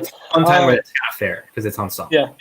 Yeah, that's fair. I just sorry you lost me halfway through because you said Swiper and I just pictured Matt Damon in the Next Door movie. So I was lost on a little bit of a thing for it. I love this movie. I have the hot take that I like. It's like 13, 11, 12 for me is where I like it. I actually like 13 more. But I don't hate the decision. I think these movies are fantastic. I don't love 12 as much, but this is like the key of like every piece has to fall into play and everybody gets equal screen time. So I actually really enjoy this choice. I'm not surprised it didn't end up on more people's lists, but a little bit like of part of the panel I expected maybe a show up. So first I'm going to go to Koho and Barr. Maybe not Barr. Maybe Koho. Koho, why not Ocean's 11? If I was going to put an Ocean's movie, I would have put 13. I have a lot more fun with 13 just because Al Pacino and it, But okay. This is a good pick. Not as big of a fan as 11, but it wasn't in my top 15, but it should have been probably. 13 was closer. I just love your 13 reason. Pacino. Am I wrong? Pacino is great. No, I do like Pacino. Andy Garcia is pretty strong too. But everybody else, why no Ocean's 11? Too much fun. Son of a bitch. I was gonna say this movie's a lot of fun. This movie's a lot of fun. I really like this movie a lot. However, this is my favorite of the trilogy. But honestly, it's just a movie that like I enjoy it when it's on. It's definitely like a good like if it's on TV, I'll probably like turn it on there and leave it there. But it's not one that I'm like crazy about. So fair, Paul. Yeah, so this is one of my favorite movies. You guys are on crack if you think that 13 is better than 11. Just stop. That's just like no. But this is not an ensemble movie. This movie is about Danny, and it is strictly about Danny. The whole heist is Danny's construction just to get his girl back, and the entire movie is structured on his arc. Everything is again centered around him 12 and 13, absolutely ensemble movies. I love both of those movies. They were both very close. But 11 is, this is under my rules. This is absolutely not an ensemble movie at all. Otherwise, I've probably seen this movie the most of any movie in the last couple of years. But this is just not an ensemble for me.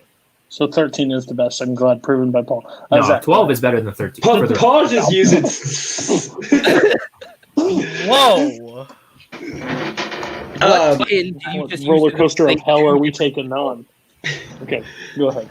Paul's just using sneaky language to state why he knew it was going to be someone else's list. So instead, he wanted to take a chance to talk about Afterlife and not talk about Ocean's 11. That's not true. We all know it's your number one. It's an ensemble movie. Okay. Anyway, I just watched it for the first time this week to prepare for the list. I think that's somehow I missed. I've seen 13 in theaters because I worked at a theater at that point.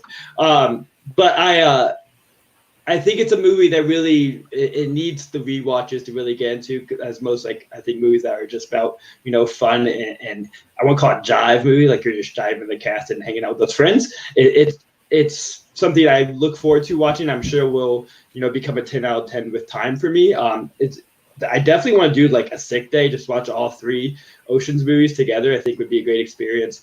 I also just like Brad Pitt eating sandwiches is like the sexiest damn thing. It's like calming and shrimp. It's life affirming. Yeah. He didn't I actually, for a mindfulness in class, I just tell the kids we're quiet for 3 minutes, take breath, and watch Brad Pitt eat the shrimp, and everything, all your stress will go away. So for that reason, it'll make my list in 3 years when we redo the show because you run out of ideas. By the way, I have to say this every time this movie is brought up. Don Cheadle accent is ghastly in this movie. It's great. No, it's funny. It doesn't matter. It's funny. Yeah, it is. No. Yeah, it is. All right, still proven 13. I actually thought it was better. So we are moving on to year 4 with Ocean's 13 still ranking higher than none for everybody else. That was good to be determined today. Go ahead, give us your 4 while you're freezing to death over there, apparently. All right, so I have a funny feeling this is the only animated movie on the entire list. We're going with Toy Story 2. I rewatched this movie a couple weeks ago, and this holds up and then some. This is like one of my favorite Pixar movies, in general, animated movies, or whatever. I love all the different aspects of it. I sort of got shit for naming the whole cast, so I won't do that. I'll sort of talk about the highlights. Kelsey Grammer, whether he's Sideshow Bob or Prospector Pete, he needs to be a villain in like everything. He just has that charisma, and he has that, and I just love him in general. Jessie has a really, really fun time to shine. I mean, she loves me.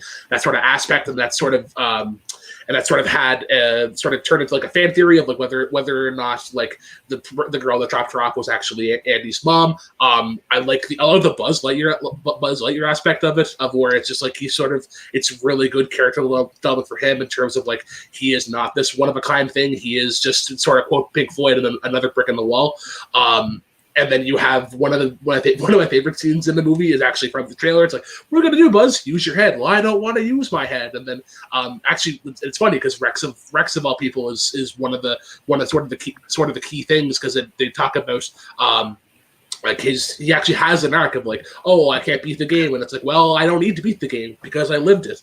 It's great. It's funny, and then like rewatching it as an adult, you pick up more things. Like you go to I never noticed this when watching it as a kid, but like whenever they're in that conveyor belt scene in the airplane on Woody's bus, it actually has an airplane ticket to Butte, Montana, and I got a good chuckle out of that. So. I'm probably going to die on this hill, but I think Toy Story 2 is not only the best of the Toy Stories, but one of the better animated ensembles. I'm not going to talk long on this one. I think the Toy Story movies this one especially is solely Woody's story. It's Woody. Everything dictates on Woody. Saying it's high in your Pixar rankings mean absolutely nothing when you are a complete terrible human being and put Brave as a 4.5 star. So I don't know what the hell the mark is. But this movie does not quote. I think this is like one of those ones, like, yes, it's got a lot of star-studded power. A lot of people played this movie, but they are all the conveyor belt for Woody's story down the road. So little bold choice. Didn't hate it. Loved the movie. It's my favorite Toy Story, but can't give you a pass on that one. Everybody else. Not an ensemble movie. Not one of the best Pixar movies. Not one of the 3 best Toy Story movies. Prospector Pete, super overrated villain. That's super generic and just I'm evil for the sake of being evil. He's fine. The movie itself, actually, I liked a lot more on rewatch than I originally did. But it's still good. Again, not an ensemble and not one of the best Toy Story movies. So I'll just go ahead and say everything Oyama just said is absolutely fucking wrong. Toy Story 2 is the best Toy Story. However, I would not put this on because it is Woody's story all the way through all 4 of them. This is the most un-Woody story of them because this also has a lot of focus on Buzz, but I would still not call it an ensemble movie. But you did pick the best Toy Story, so good for you. No, he didn't. He did. This is the 3rd best Toy Story film. You're all this on is cocaine. Number 3 out of the 4. 4 is the second best one. Oh my God. 4 is the worst.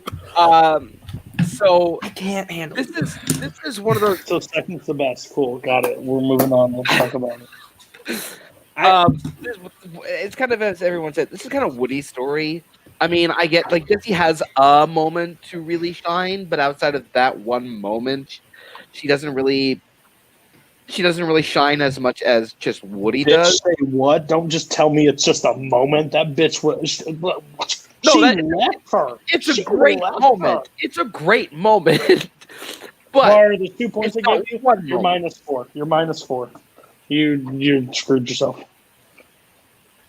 I just want to quickly say, I'm not going to talk about Toy Story because Toy Story arguments could go on forever. And I zoned out for most of what Brooklyn talked about because I have some serious attention issues. But I did tune in for his beautiful boot he threw in there.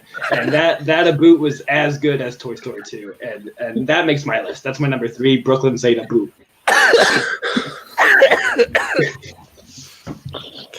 Okay. We'll get off the. Let's go down a rabbit hole of Brooklyn drinking the rest of that drink. Paul, here's your 7th.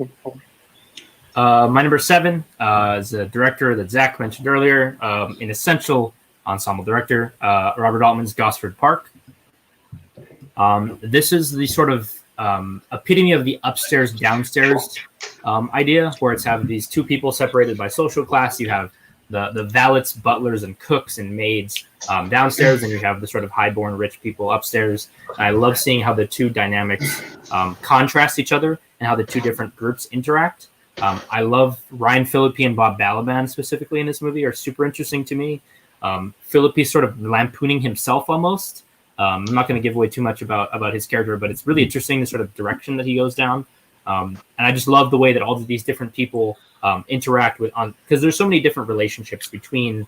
There's 15 essential players in this movie, really, and it's just an amazing murder mystery.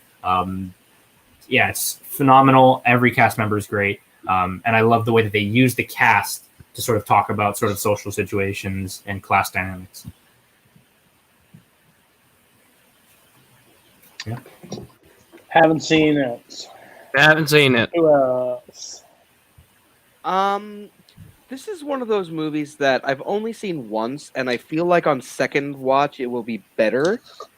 I liked it, but it was one that I was finding myself not really getting into. But once again, it is one of those movies that I feel like on second watch probably will jump up a little bit for me.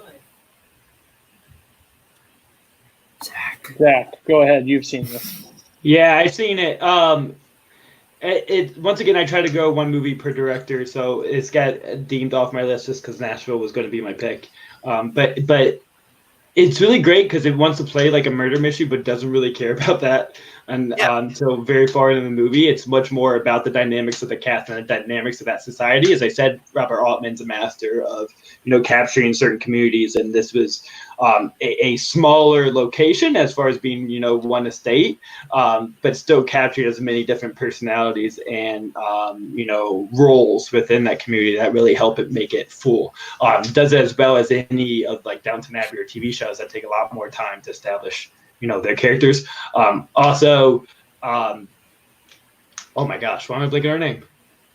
who's technically would be the lead Irish lady from No Country for Old Men. Kelly MacDonald. Yeah, she underrated actress. I've always loved her, and she's really great at being your eyes kind of into that society. So, speaking of Brave, yeah, I think I was promised a murder mystery movie, and I think that's why I need to watch it a second time and not have that mindset watching it. No, fair. All right. My number 6 is sort of the one time I betrayed my rules and sort of went with a personal pick. My number 6 is my favorite movie for one of my favorite directors. That's Stalag 17, which is my favorite Billy Wilder movie.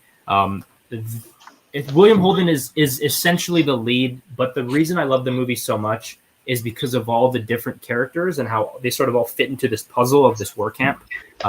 Specifically, the character of Animal. Anyone who's seen this movie, he is absolutely hilarious. There's a gag with him and Harry Shapiro where they're drawing this paint line, and that's one of my favorite bits of the entire movie. I love the way that sort of their social dynamics say so much about who they were before they came to this camp, but now they're sort of all put on equal footing. This is the funniest. Cody only watched it because I told him to, so shut up. This is the funniest POW camp movie you'll ever see, probably. There get some amazing, hilarious bits while also having some sort of serious intrigue. And I love that sort of there's the mystery of who the traitor is in the bunk, as well as just these characters interacting with each other. The scene on Christmas is amazing as well when they're singing Johnny Comes Marching Home Again. One of my favorite movie scenes, and I just want to watch that on loop forever. But it's an amazing movie with all these different, very distinctive characters that all come from different places and come together to sort of give this bunk some sort of identity. Yes, I will clear up all confusions. I was on a Wilder kick. He did suggest this movie, and I'm so glad he did. It's probably one that I would have probably bypassed because it didn't sound like one for me. I think this is like one of them when I describe Wilder, like it's 40s and 50s and 60s. I don't mind the 60s stuff. They're so strong. This movie, I didn't expect to like it as much as I did. I think like all the courtyard stuff when they all come out and that stuff, that's some of the most comedic moments. He hit the nail on the head. I agree. I'm kind of with you. I understand where you could say it's the one person story, but the entire group plays a factor into it. So I'm so happy this appeared on your list. It's of the new movies I've seen this year. This is like in my top 5. I will probably watch it numerous times. It's probably not my favorite Wilder, but it's definitely one of my favorite ones I've seen this year, hands down. So great choice. If you haven't seen this one, I think, was it on Prime? It's on Prime, I think. Yeah, I think it's still on Prime. Go check it out. I mean, again, I think it's fantastic. Everybody else, Koho, you started some Wilder. I would definitely go suggest this one. I don't know if you've seen it yet. I haven't gotten into this yet. Last one I watched was Double Indemnity. So, okay. And hate it like a fool. I didn't like Double Indemnity. Sorry. 3 out of 5. I haven't seen it. That's one that I haven't yet seen yet, so I don't hate it. Everybody else who has seen this movie? I love Wilder. It's just one I haven't gotten to yet. Yep. William Holden is an American treasure. I will share my brain if I have to. Go watch. Paul's seen it 8 times in 1 week, and I just need everyone to be reminded of this. That's true. I watched it 3 times. I watched it 3 times in 2 weeks. The first time I watched it. So that's beside the point. So my number 5 is one of Cody's all-time favorite directors. Just loves him so much. This is Magnolia. Somebody else has Magnolia, right? No, you're mistaken, Cody. Take it on. Go ahead, Magnolia. Okay, so I watched this for the first time in a long time a few days ago. And I just think this movie is so moving and emotional, and I love the way that these characters all have this tragedy of their lives intertwined and coalesce into this single moment at the end. Like Zach once said, if you think the ending doesn't make sense, then you don't know anything about the Bible. It's very obvious what the ending is symbolizing. But I love the heartbreak of all these different characters. I think Stanley the Quiz Kid is like one of my favorite sort of tragic young figures. It's just so heartbreaking, the role that he's forced to play in the show and in his life. I think that stuff is incredible. This is my favorite Tom Cruise performance. I think that the scene, especially when he goes to talk to his father, is just the most emotional he's ever been on screen. and I think the most well realized he's been as a person and as a human being, where you see how he is when he's first introduced, and then that all sort of transforms when he later confronts his father.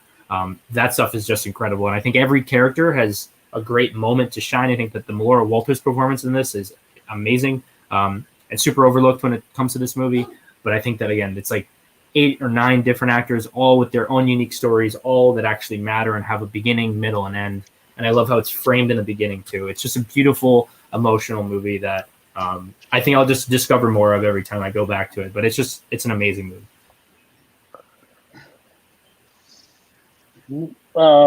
So I don't know what the hell season it was of Full Metal. I think we're still on the same season. I'm not sure. But when this, this movie was on, one of the matches I had to play in a triple threat. I don't know. It was Brooklyn. I think it was Brooklyn, Malcolm, and myself. I watched it. Gosh, do I hate this movie? I hate this 3-hour movie. There were a few that came out of that. There was a few that came out of that I was like super excited about. I took like super detailed notes on this movie, and I wish I didn't. I know more about it still to this day from the one viewing I saw than I will know of some movies. Paul Thomas, not my fan. Don't like this movie at all. Sorry guys, it's not a Cody movie. I'll tell you. So, don't. If you have 3 hours, don't watch this. Okay, anybody else? It is a movie that I know is on Netflix, and I'm going to get around to it. I do love the Paul F. Tompkins stand-up bit about him working on it, though. So, pause real quick. Sorry, you can go back to it. Jake, do you just sit by your computer or do something else, and as soon as somebody brings up Paul Thomas Anderson, do you appear? Because you have said nothing in this chat until another Paul Thomas Anderson has appeared. I appreciate you still being clicked on the video, but damn. Also, not allowed to use IJO. Just saying. Not allowed. Only me and Mario.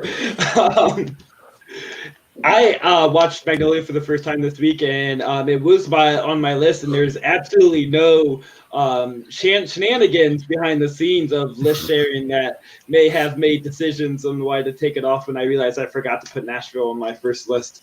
But it was originally my number 8 or 7, I think. So it blew me away. I think I'm much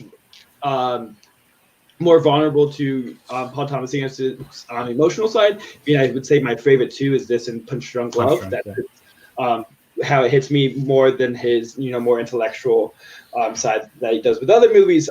This I fully understand why people don't like it, and kind of amazed I like it, because it like starts at 150 miles per hour and never lets down. It's very over the top, a lot of great shouting. I think you just got to find the vibe and try to stick along with it. And I feel like once you know what you're in for, you can go along for the ride and be moved. Just know it's all heightened emotions, but I feel like the movie doesn't do well. But there's no movie that does as well with the interconnectivity of humanity, that we all are connected by our grief and our thoughts, and we just have to admit this as a society for us to be able to move forward. And I think that's a lot with the hints. A lot of the symbolism at the end is saying, as a society, we need a admit to our thoughts to help us become better as a community and better together. So don't call her lady. Don't call her lady. I've also been very vocal about saying Tom Cruise is not good in any non-action movie. I don't think he's typically a good dramatic actor. I think Jerry Maguire is way overrated, and I'm a Cameron Crowe fan. But this is by far the first time I've been impressed, because I think just PTA knew how to use them and knew how to use Tom Cruise as kind of, because he's always heightened. So he was built for this this level of drama that was going on. Hey, Zach, was this on your list? It was not on my list. You talked about it more than Paul talked about it. Barr, it's your turn. Should have put it on your list. You gave me permission ahead of time. You said I'm the only one that can talk for as long as I fucking want. I already talked, Cody. Oh, good. 4, Paul. Or wait, Brooklyn, have you seen it? I already took my drink. I want to save this for the entire show. Has Koho seen this? Do I look like Jeremy Adams? No. A little bit. I'm not. I don't think Jeremy would be caught dead with both. Less belts, but similar. So my number 4 is Dazed and Confused. Yikes. Terrible choice. Okay. So Barr, 7. All right, my number 7 is one of those smaller contained ensembles again, but it's a really good one. It's The Thing, 1982. I think the cast in this is really, really good, and like they click really well. Especially given the location situation they're in. It focuses on them.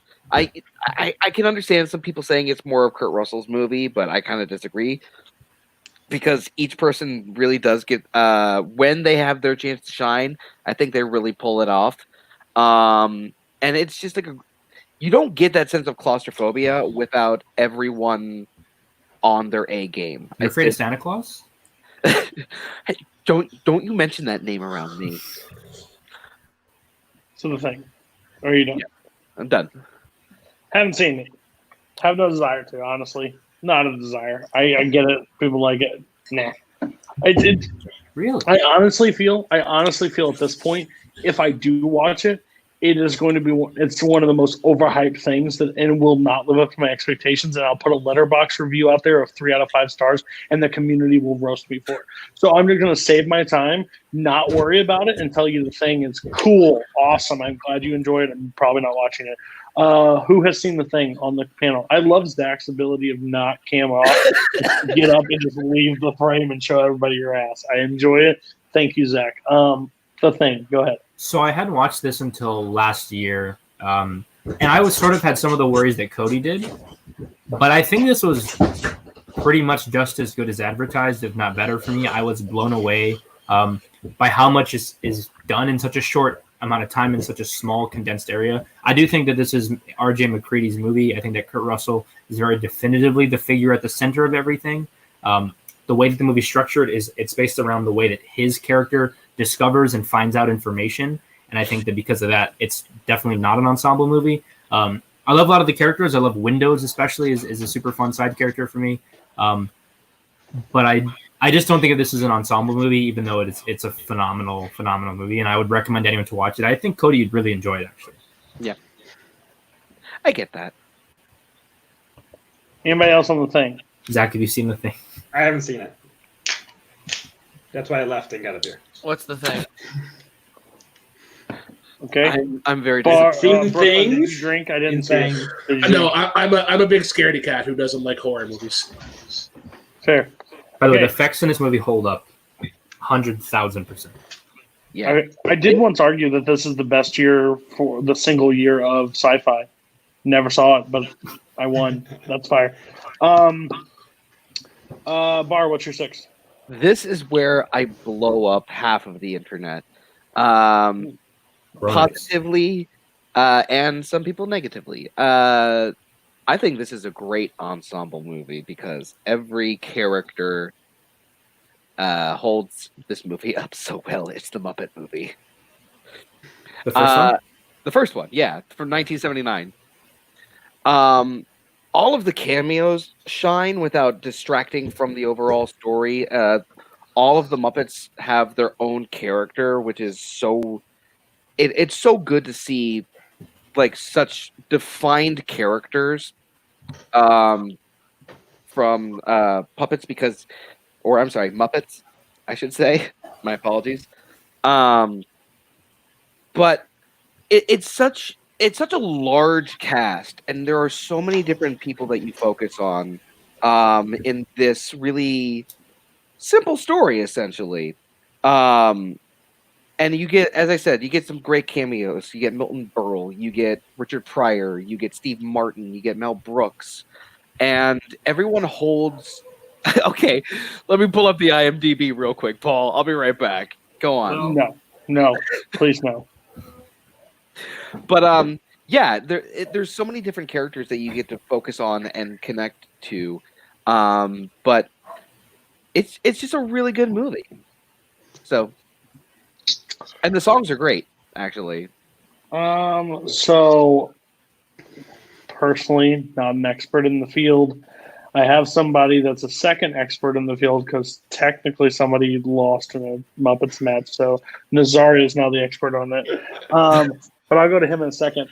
If this isn't Christmas Carol or Treasure Island, which I saw when I was a kid, so those are the only two Muppet movies I've ever seen, I will not watch this movie. So have no opinion. Sorry, guys. I'm an adult. You asshole, what that is. Sorry, I like movies depressing, and freaking puppets are not my thing. We'll go to everybody and leave Zach to the end. Why did this movie not make your list? So I haven't seen it. I saw Christmas Carol this year. I rewatched another Muppets movie. Just haven't gotten around to it. I've seen as many Muppets movies as Brooklyn, and that's now 3. So this is not one of them. Wow. What's a Muppet? You kind of look like Gonzo. You kind of do. I think Koho forgot how to speak. And he's just asking all the dumb questions. He's like, all right. Students who ask me, what is this to the assignment? Look at the directions. Read IMDb, Koho. Find out what a fucking Muppet is. Okay. Go ahead, Zach. Try to keep it with under 2 minutes. Go ahead. Yo, I love Muppet movie. There is this very specific reason this is not on my list, and we can wait for that. But this is the like laid back, lazy get high Muppet movie. They're definitely high this whole movie. If you want to see Kermit high, watch the Muppet movie. It's a fucking jam. And thank you, Barr, for letting me pay you so I can talk about as many Muppet movies on this thing as possible. Yeah, that's it. I'll leave it there, B. Note yeah, but does Lucas Schobach have this logged? I'm trying to get on that bet of getting some money. Okay, go to your 5. My number 5 was a yikes from earlier. It's The Princess Bride. This is a movie where it's very condensed when you think about it, but all of the characters really do get a chance to shine in this. It's not like a big ensemble movie such as like a Nashville or a Magnolia. There's specific characters, and a specific narrative, but all of those characters, literally all of them, steal the movie whenever they're in it. I believe this is the one with Miracle Max. Am I right, Cody? Tell me, is this the Miracle Max one? That's a question for you. That's fair enough. But I would just start rattling off all of the actors in it and like all of the moments that they have. But all I'm just going to say about this movie is I'm just going to ask if anyone wants a peanut. Go ahead, Koho. You had this on your list. This was my 7. This movie is great. I have a lot of fun watching it. I love the interactions between every single character, from Vinzini down to what's his name? Vinzini? Fuck off. Anyway, just Wallace Shawn. I love everyone in this movie. I'm running out of energy at this point in the show, but I love The Princess Bride. What's the show? We only got to top 3, and we're normally exactly. 2 hours. I don't know how petering out. The funny thing is, the 2 people that put Princess Bride on the list are the 2 people in the free-for-all that missed Miracle Max. So that's hilarious for me. This is just your guys' way to tell the community, I really do like the movie. See, it's on my list. Do I like the movie? I just mispronounced Wallace Shawn's character's name. That's true. Go to sleep. I like this movie. I've already talked about it. It was on my top 10 of my favorite movies, so I won't go into detail. I like the movie. I don't know... Not really an ensemble movie at all, because it's his story getting back to Buttercup. Everybody is like a driving force to him. Like, can I just kind of you got 10 seconds? Okay. This is a movie where, yes, it focuses mainly on one story, but everyone in this movie gets to shine. So that's why I consider it ensemble. So incorrect. Okay. So, yeah, I like the movie a lot. Ensemble, not buying it. Was everybody seen that impression? No, not even close. But I'm not buying it. Everybody on this call has seen this movie. Why did it not make your list? You have throw it not in the seen chat. this movie? Hashtag not an ensemble. I somehow have not seen The Princess Bride, and I am ashamed of that, and I will try to repent my sins sooner rather than later. like it. I think you'd like it quite a bit. I just, again, not an ensemble. It's a great, amazing movie. Yeah. It's also, I might not have picked it anyway just because it's been talked to death in the community and on this show. So I probably would have avoided it. But yeah, if it qualified, it might have made my list. There's a difference between best ensembles and best ensemble movie. Ensembles doesn't necessarily have to be about the cast. I say it has to have multiple arcs, multiple character stories that matter. I do like the people that do come on the show and don't make me have to rant over the same movie every time they're on. So I appreciate that for you guys. I'm not one of those people. I believe me, I know. But you helped me with the show, so I can't really fault you for that. That's your payback. Okay, so we're going to your Bar's 4. Yeah. Yep. All right, get ready to put up that hashtag. Not an ensemble movie, but oh boy, I'm following my rules. Okay. Buried. Almost, it was my number 11. But no, this is Do the Right Thing. Yikes! Oh, yikes! Oh, cool. Yikes! Nope, that one worked out. Yeah, I'm confused. You crossed over, so you finally agreed at the end. No offense. So Koho, you're gonna start us off 3. So my number 3 was the X from earlier. It was Inglorious Basterds. So I had to eat crow this year because the first time I watched this movie, I thought it was fine, and I watched it again this year, and this movie slaps. I really enjoy it. From Christoph Waltz to Brad Pitt is a national treasure in this movie. To the bar scene where you see Michael Fassbender and Diane Kruger and everyone just interacting, and it's super tense. To Melanie Laurent, who I think is phenomenal in this movie. Yeah, I don't have to talk too much about Inglorious Basterds because I think everyone has seen it. Everyone knows what I'm talking about. My favorite part on the rewatch, I will say, is Buongiorno, and when he's doing that terrible Italian accent attempt. It's not just an accent; it's just talking in Italian. I mean, right? But you know what I mean. You're really falling apart. Who else had Zach? I had it at 4. Go ahead.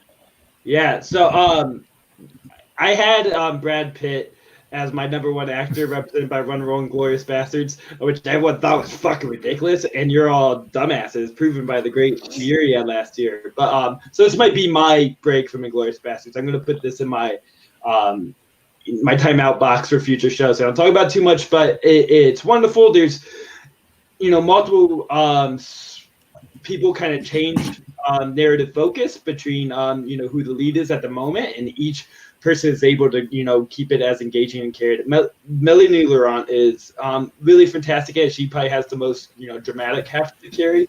It's not quite as over the top and comedic as maybe Christoph Waltz or Brad Pitt gets to have. Michael Fassbender steals the show for one scene, and that is one of the most thrilling scenes there is. So its ability to hop from interesting character to interesting character to weave the story together still pretty tightly is pretty impressive, and it's just its ability to be amusing, funny, and just probably his most suspenseful movie at the same time is a feat. So it's my favorite Tarantino. It probably would be higher if this is like one of 2 movies on my list I didn't watch this week. So it probably dropped just because my 1 and 2 I watched in the past few days.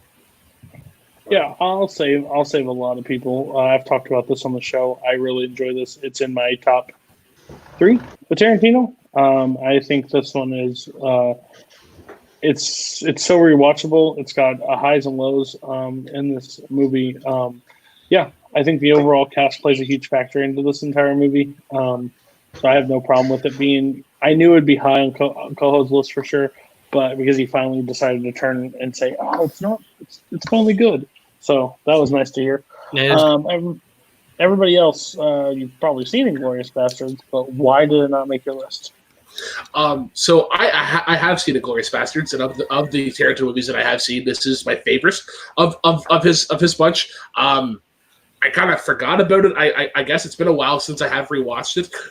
But yeah, Christoph Waltz as the villain, and I personally love that like interrogation scene where the family's hiding under the table, because I think that's one of the more thrilling aspects of the movie, and I'm a sucker for that sort of movie. But yeah, it's really good.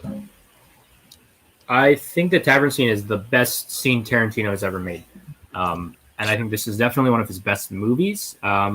It's one that I don't have as strong of a relationship to, so it's not my favorite as of right now, but I think that might change as time goes on.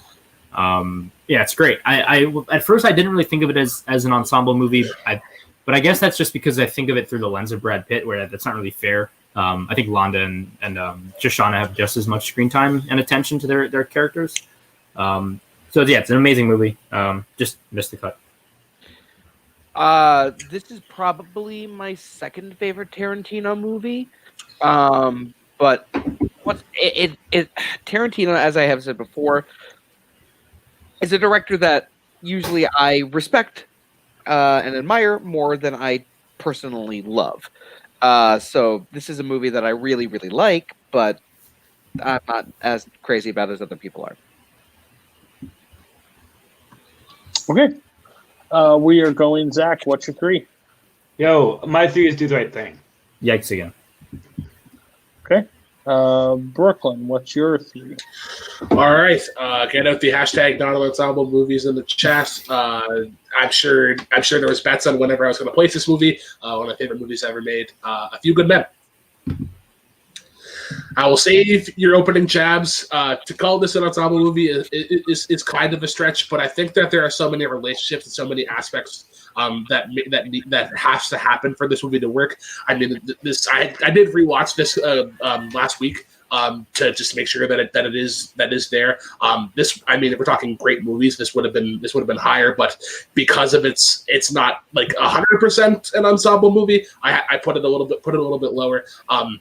But there is, I think, Demi Moore as Joe Galloway does really have a chance to shine, and I love the conflict that she has between Tom Cruise and like Aaron Sorkin's script. It's essentially like an intellectual game of chess where in that courtroom you have to be three steps ahead. And I just love that thought process, and essentially it's a strategic game of like how you want to handle things. And essentially, I know that it's like there will be people saying, well, it is Tom Cruise's movie, he does all the interrogation, but I think Demi Moore and Kevin Pollak really, as characters, they have key aspects of this because they're kind of like, compared to like, I guess like Yu-Gi-Oh, like they're like the supporting cards, like your magic cards and your trap cards. I like it that way, where they can sort of, just off the top of my head, that's the best way to describe it. And then how can I not talk about fucking Jack Nicholson? One of, like, I think Cinefix had his monologue at the end as the greatest monologue ever. And I love this movie. I love this movie. Yeah, I knew this would be on your list. You can definitely argue that maybe it's not an ensemble because Tom Cruise and Nicholson are the main two. It's like a back and forth between those just two, and pretty much the other characters are side pieces. Like they're there, but they don't really do anything but to tell him, stop, don't do that. Oh, I'm gonna do it anyways. Or to find more evidence. So I really enjoy this movie. I really like it. I'm not in love with the movie as much as you are. Like, I wish I would I wish I could see where you were like super in love, because knowing you as long as I did, Few Good Men still has always confused me by this is the movie. But I respect the choice. I knew it would be on here a little high, but I respect it. Everybody else on A Few Good Men, go ahead. If there were more men and they were better, I might have put this on my list, but there's only a few of them and they were just good. So not quite good enough. No, it's a good movie. That joke after this. I don't. Again, I just think it's so structured on Tom Cruise that it's just it's all his arc.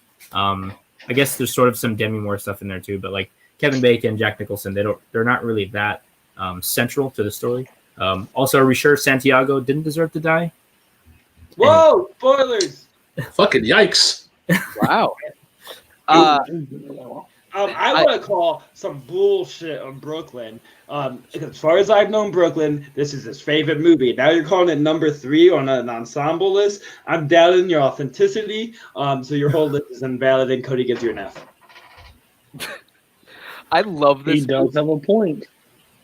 I love this movie, but it's more Tom Cruise's movie. I respect you putting on the list, but just being hung out to dry with this one. I've also been told to go see 12 Angry Men. And that is one too. I've actually yet to see this movie, which is kind of sad because I'm a huge Sorkin fan, so I need to see this movie. You know, he wrote this on a bar napkin. Oh my god! But I haven't seen it. I just wanted to be out Brooklyn. I wanted to make time for it, but instead, Paul made me watch a 8-hour-long movie that we'll talk about later. That's not my fault. All right, Zach, what's your 3? No, it's me. Oh, it's you. Yeah, sorry, Yeah. we yikes. What's your 3, Paul? So I talked about war movies earlier. This is one of my absolute favorites. My favorite movie from one of my favorite directors. It's Terrence Malick's The Thin Red Line. This is one of the craziest casts for a movie ever assembled.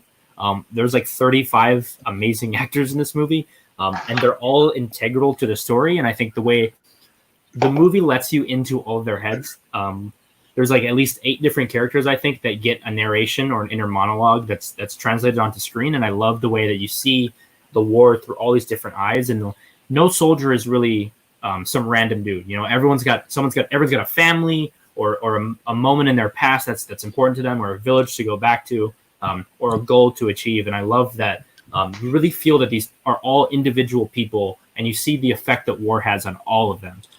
And when the going gets tough, you get to see what kind of people they really are.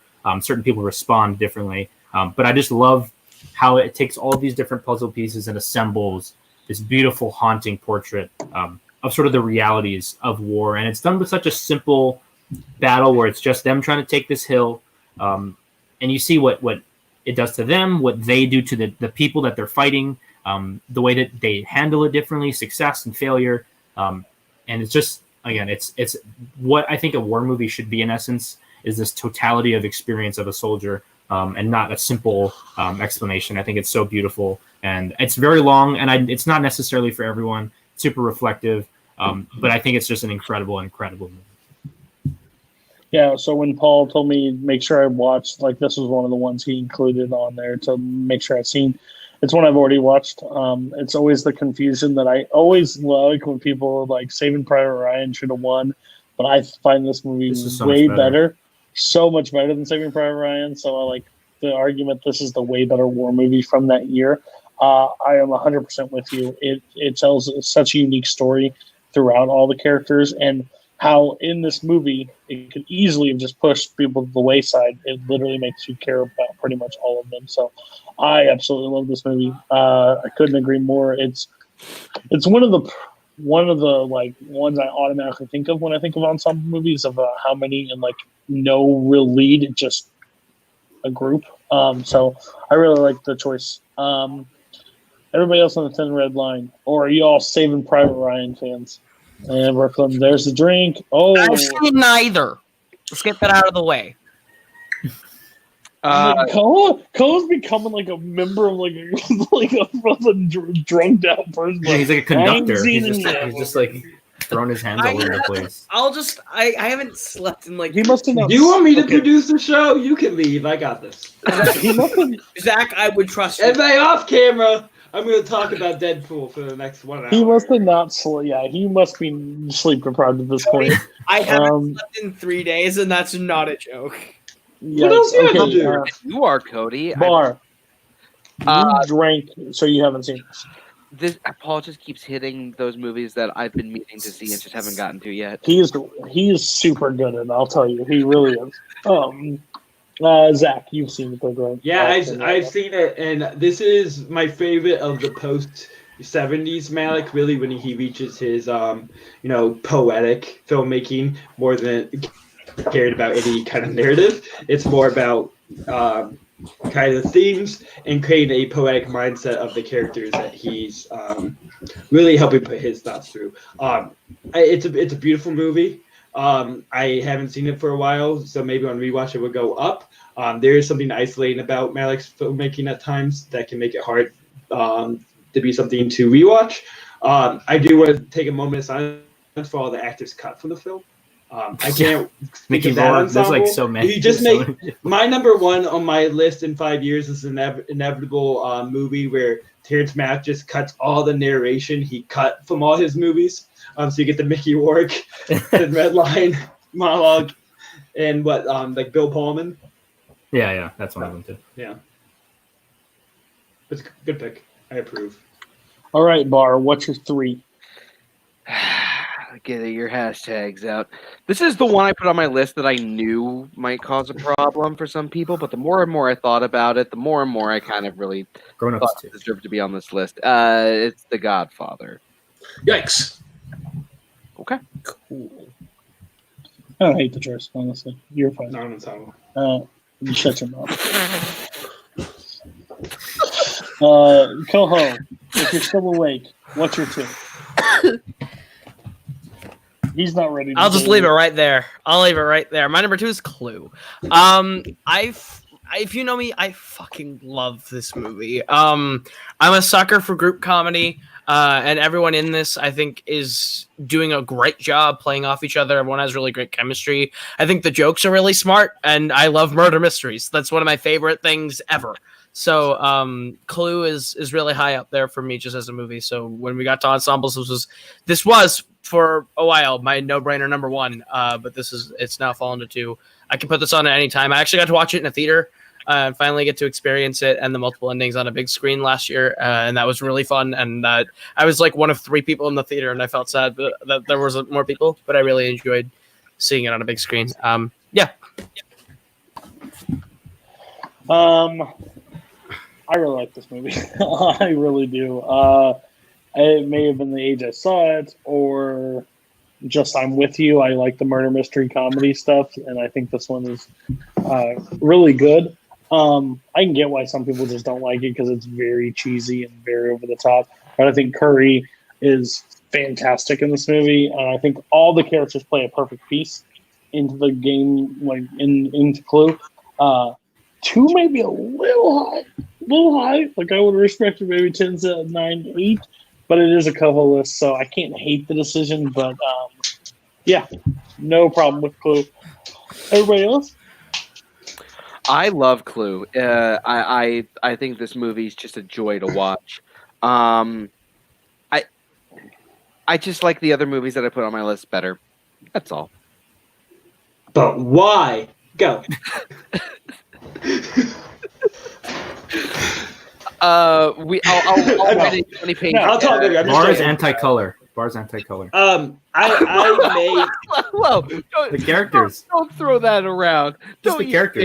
I don't know what you were assuming, but anyway. You hate people. I love the Dicky of Pelham 1, 2, 3. So how dare you? Okay. We're not going. Can we talk about plum and mustard? Those aren't colors. That was there. Listen, pause. That was last week's episode. I am not going down the race rabbit hole again. We are not doing that. I never made this race. So please, unless you have a problem with Lee Schreiber not being in something, Clue's great. I think this is the best rendition of modern slapstick. Not since the 60s, I think, has slapstick been this well realized. I love the physical comedy of it all, and I love Leslie Ann Warren in this movie as Miss Scarlet is probably my favorite character. But again, I think this is a great ensemble movie. Just doesn't hit me the same way that the rest of the movies on my list did. I may have seen Clue. I don't know. In high school, or like my brother watched it. It might have been on. Was the laptop 15 degrees this time? You could. I played lots of Clue. It might have ruined like all the friendships we have because me and my wife take it way too serious. I have it takes me 6 sheets to take notes of like every word a person says. You can't fuck with me in Clue. I'll destroy all of you. If you beat me, I'll watch the movie. Is that a challenge? That internet clues, Zach. Let's go. Game night. Brooklyn. Zach. No, it's Zach's too. Yeah, sorry. Well, I was asking if he's seen it. Of course, he hasn't. Go ahead, Zach. What's your 2? My number 2, Dazed and Confused. It was yikes earlier. And so let's get that out of the way. Dazed and Confused, the name of my memoir. Actually, my memoir is Aiming for Bees. We can talk about that later. It's coming out next year. Dazed and Confused is one of the top 5 rewatchable movies for me.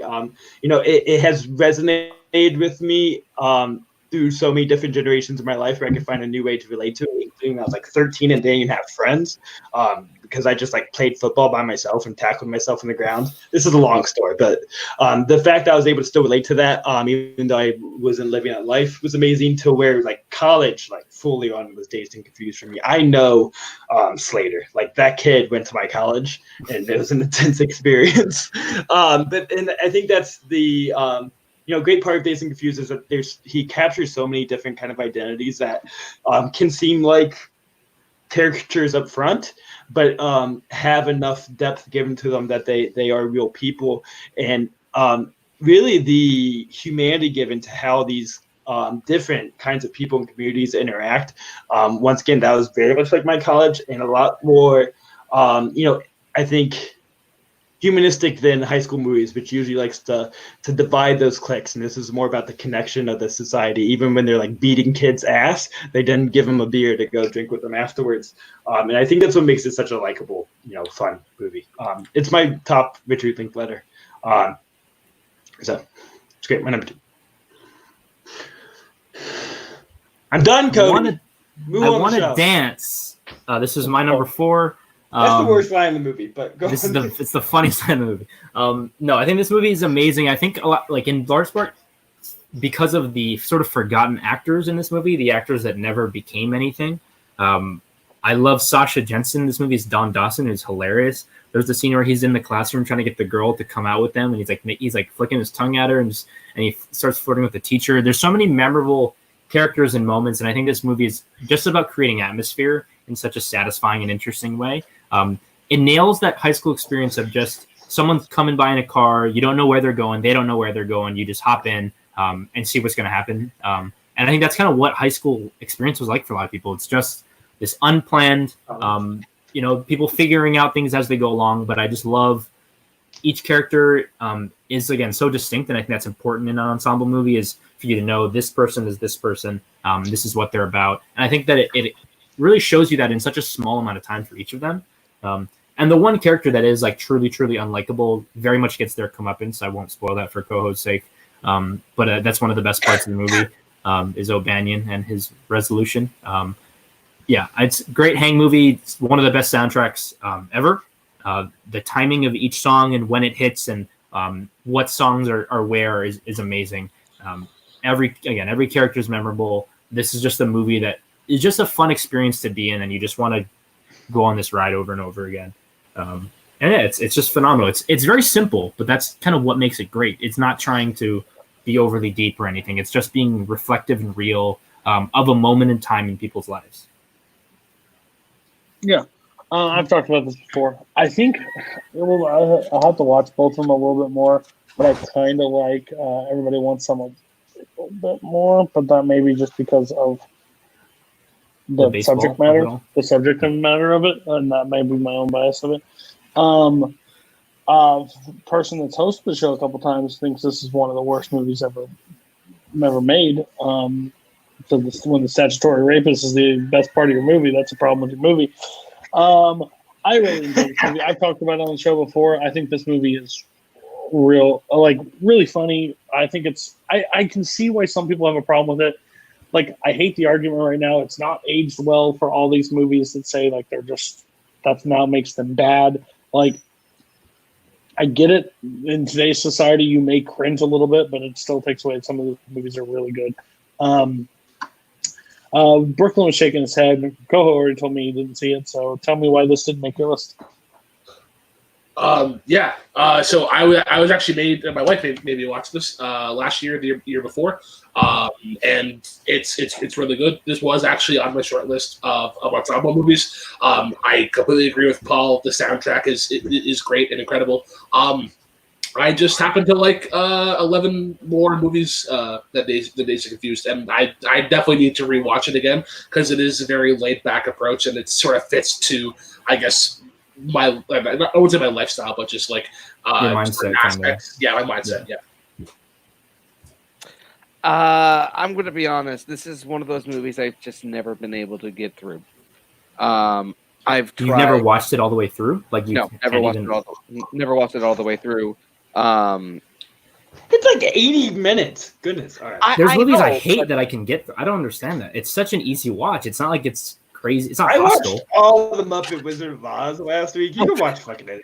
Just like To be Show out. to be fair, I've never like sat down and been like, I'm going to watch this movie. It's just kind of one of those movies that like I've tried watching when it's on, and I just didn't connect with it. Wow. I will Fair, find a but time where I will sit down and like say I'm going to watch this movie, and then just watch it all the way through. Fair, I but refer to not- bars as the best list of my life. Reminding me to kill some myself. 16-year-old, then watch the movie because like I get it. Yeah. Okay, Brooklyn, what's your 2? So my number 2 was the Yikes from earlier, and that is The Godfather. Is this cliched? Yes. Is it? I guess a stretch of an ensemble movie. I guess so. But it sort of focuses on Marlon Brando and Al Pacino. But this movie is really goddamn good. The first like half or so is a bit of a grind. I watched this for the first time last year or the year before, and like I think it's so well ingrained into pop culture where those moments have sort of come into the mainstream where like take the cannoli, like I'm gonna make him an offer he can't refuse. Like those things came in, and then the second half just sort of blew me away in terms of expectations. James Caan is actually my favorite performance in the movie. I got a lot more respect for him after this. Robert Duvall, he's great. He's great in it as well. I mean, gangsters and the mob culture in general, it isn't just one person; it's an entire operation.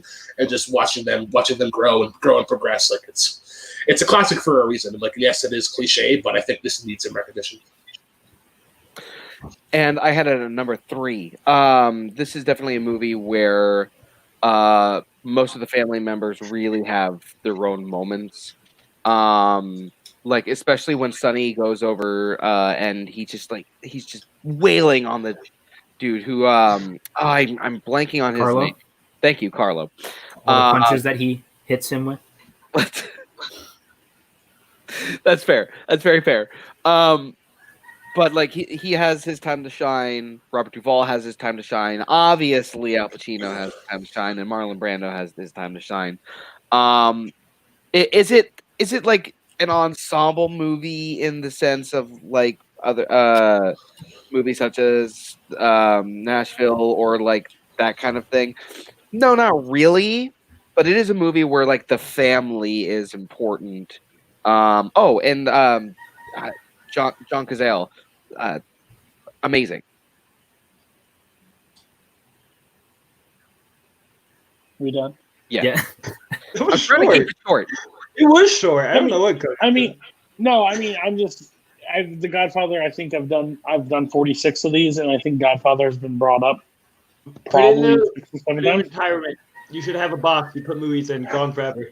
As I'm the producer of the show now. Can I do that? While You think it's off your list, Cody, but it keeps dragging you back in. It keeps dragging you back in. So No.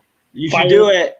Okay, so yeah, I've already said what I said. I think Godfather is amazing. I'm going to lean a little bit closer that I'm okay with this being chosen as an ensemble. I think there's a lot of screen time share. I think Pacino gets a lot of it near the ending, like it's basically turns into his stuff. But I'm with you, like James Caan, all these characters, fantastic through and through. Love the movie. Can't say anything negative about the movie. I really enjoy it, but I can understand people's gripes of saying, "Well, it's really Pacino's. It's really." Cons at that point. I get it, but I enjoy it a lot. Everybody else. Oh, you haven't seen Godfather, have you? I have. I just didn't consider it an ensemble movie. Okay. I just love that Al Martino as Lucas Schilbach in this movie. As Lucas Schilbach, aka Johnny Fontaine, is one of the best parts. Is one of the best parts of this movie. We have a celebrity guest, Johnny Fontaine, driving in the chat right now. Oh my god! So Lucas Schilbach never makes that movie. No, this is one of my favorite movies. I just think this is Michael's story through and through. It's not about the family. It's about Michael. Michael is the central figure and where everything orbits around. All and I think about the family. Well, yes, but also it's about Michael ultimately.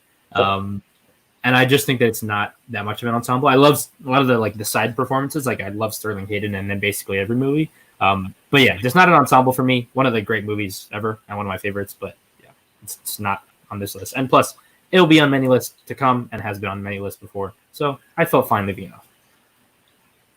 Zach, quick. I have nothing to say. Paul stole my joke. Fair. Okay, so we're moving on. We are going to Paul. What's your 2? I already know your 2. Go My ahead. number 2 is from earlier. Yo, Mookie, stay black. It's Do the Right Thing. This, I think, is not my favorite Spike Lee movie, but I think it is his best movie, and it is the most Spike Lee movie. It is the perfect distillation of everything that his career is about, everything that he's interested in. And every character is so integral to the story, I think, and they all really get equal time.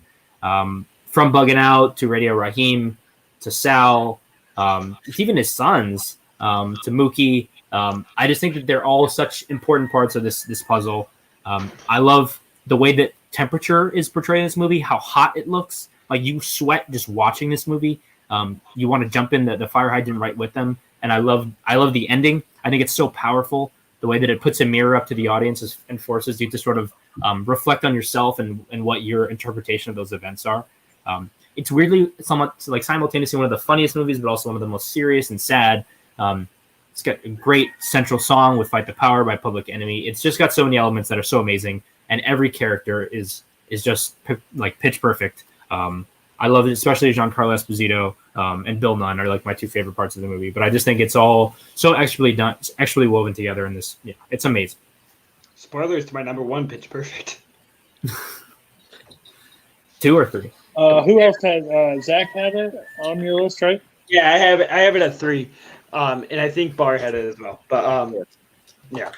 So I'm going to keep it real short because I have a side note I want to go in. But no one knows how to frame a shot like Spike Lee. Beautiful movie to look at. He captures New York City and Bed-Stuy, which I unfortunately referred to as Belfast yesterday. That was a mistake. He captures it wonderfully. And Spike Lee should have been in more movies because he's just great to watch on screen. Maybe not a great performance, but he's just a great, kind of person to watch. Side note about Spike Lee. So Spike Lee wrote a baby book. I have a baby book by Baby Eats On. It's called Please Baby Please. This is like a weird appropriation of a line that Spike Lee trying to get sex, and she's got to have it. Where he goes, please, baby, baby, please. And now it's about a kid getting a bathtub. So Spike Lee, capturing that kid audience, and then my kid's gonna go up while she's gotta have it, watch all that fucking happening in that movie, and be like, I know that line. It's about bath time, and then it'll stay clean. We remind them to take baths. Why do I always have to follow you? These tough. There are so many great characters in this movie. We talked about Bugging Out. We talked about Radio Raheem, but there's also the mayor. There's the mayor. Okay, my apologies to the mayor. Mr. Senior Love Daddy, and everyone. Paul's right. The way that everyone just kind of like comes together at the end is like this beautiful like quilt that's being woven, and all the pieces are finally coming together. Especially, and the one scene where everyone's just like yelling at the camera as the camera's zooming in on them, just perfect. I misspoke. Spike Lee's best movie is actually the NBA 2K16 My Career Mode, Spike Lee joint. Rest in peace, Vic Van Leer. That's all I have to say. Basquiat, best album of the year. Hey, don't hate on that career mode. Quality career frequency mode. Vibration. God. Okay. Okay. Okay. I love this movie. It is not my favorite Spike Lee movie. My favorite Spike Lee movie is Malcolm X, but I agree with this. This is when you said this wasn't going to be an ensemble. I said no. I definitely think there's so many different characters throughout this. I can't say much more than what you guys said. I think you captured it perfectly. I have no problem with this not being on your list. One person just saw it today, I believe, or this week, and the other person I know hasn't seen this movie. So, Brooklyn, what are your thoughts on this movie? So I have seen Do the Right Thing, and I'm so conflicted, I guess, because I'm not sure how I fully feel about it. I need to see this a couple more times because I think this is one of the more unique sort of storytelling methods of a movie. He does some really, I wouldn't say innovative, but he does some really cool things in it that I do admire. I put it in my Letterboxd review. This is essentially the movie that Crash wanted to be, where it's a sort of it's a conflicting thing about race, and it's good. I think in terms of like favorite characters, I think I loved Demare. He is I feel like the most genuine, and I think he is sort of like I think second to Senior Love Daddy. He is sort of the heart and soul of the movie. But yeah, I need to watch this a couple more just to sort of get my head fully wrapped around it. Okay. I have not seen this movie. I know. Okay, so we're going Barr. What's your 2? My number 2 is a yikes from earlier. It's my favorite comedy of all time. It's a mad, mad, mad, mad world. Just the way that all of these characters come together and the journey that they all go on, but in their own separate direction as you follow each one of them trying to get this money. It's so good because you're able to have all of these multiple storylines, but you're able to follow them, and then these storylines branch off into other storylines. Like you follow Jonathan Winter's character, and it branches off into the Phil Silver's character, and each and every one of these characters is so funny.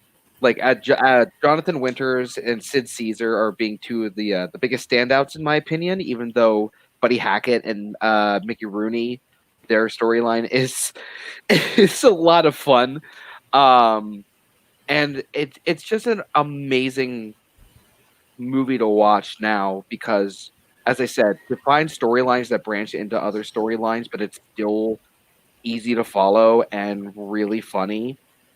That's a marvel right there. So I think this movie is amazing. I thought you were gonna say that's amore. It is amore. that's in your catch line. This movie, it's amore. Didn't Koho have this? I did not have this. I had it. I had it by 10. Yeah. So I'd watched this movie last week or the week before because I knew that I know this is one that I had to watch to sort of have in consideration. I don't find it as funny as the rest of the people do. I don't watch a lot of classic movies, so I feel like I don't have the proper appreciation for like all the aspects of it. I do love how it balances all the characters and it makes you really care for all of them as they spread out and go on their different adventures. This actually has some really good shots, like good action shots. And I think a lot of people talk about how like there's actually some really good stuff in that aspect. And I personally love the relationship between I forget what his name is, but it's the guy who what's his face beats up at the garage or whatever, and then he goes off and then the kid sort of convinces him to go into the lake and then he runs off or whatever. I love that relationship because I think that is the funniest. But yeah, I think if I watch it a little more, it would be higher. What do you mean watch it a little more? This fucker's pushing 3.5 hours. You can't watch it more. You have to dedicate your life to this movie. There's so times. Barr, and I'm sorry, wrong. It doesn't matter what you say. I feel like this movie, there's so much you can cut down to this movie to make it like a better movie, I think. Like I get it. It's definitely when you said I need to watch it again for the humor. You're right, Brooklyn. You're not the only one. It didn't really land for me either. I saw it last year, and I wasn't like super.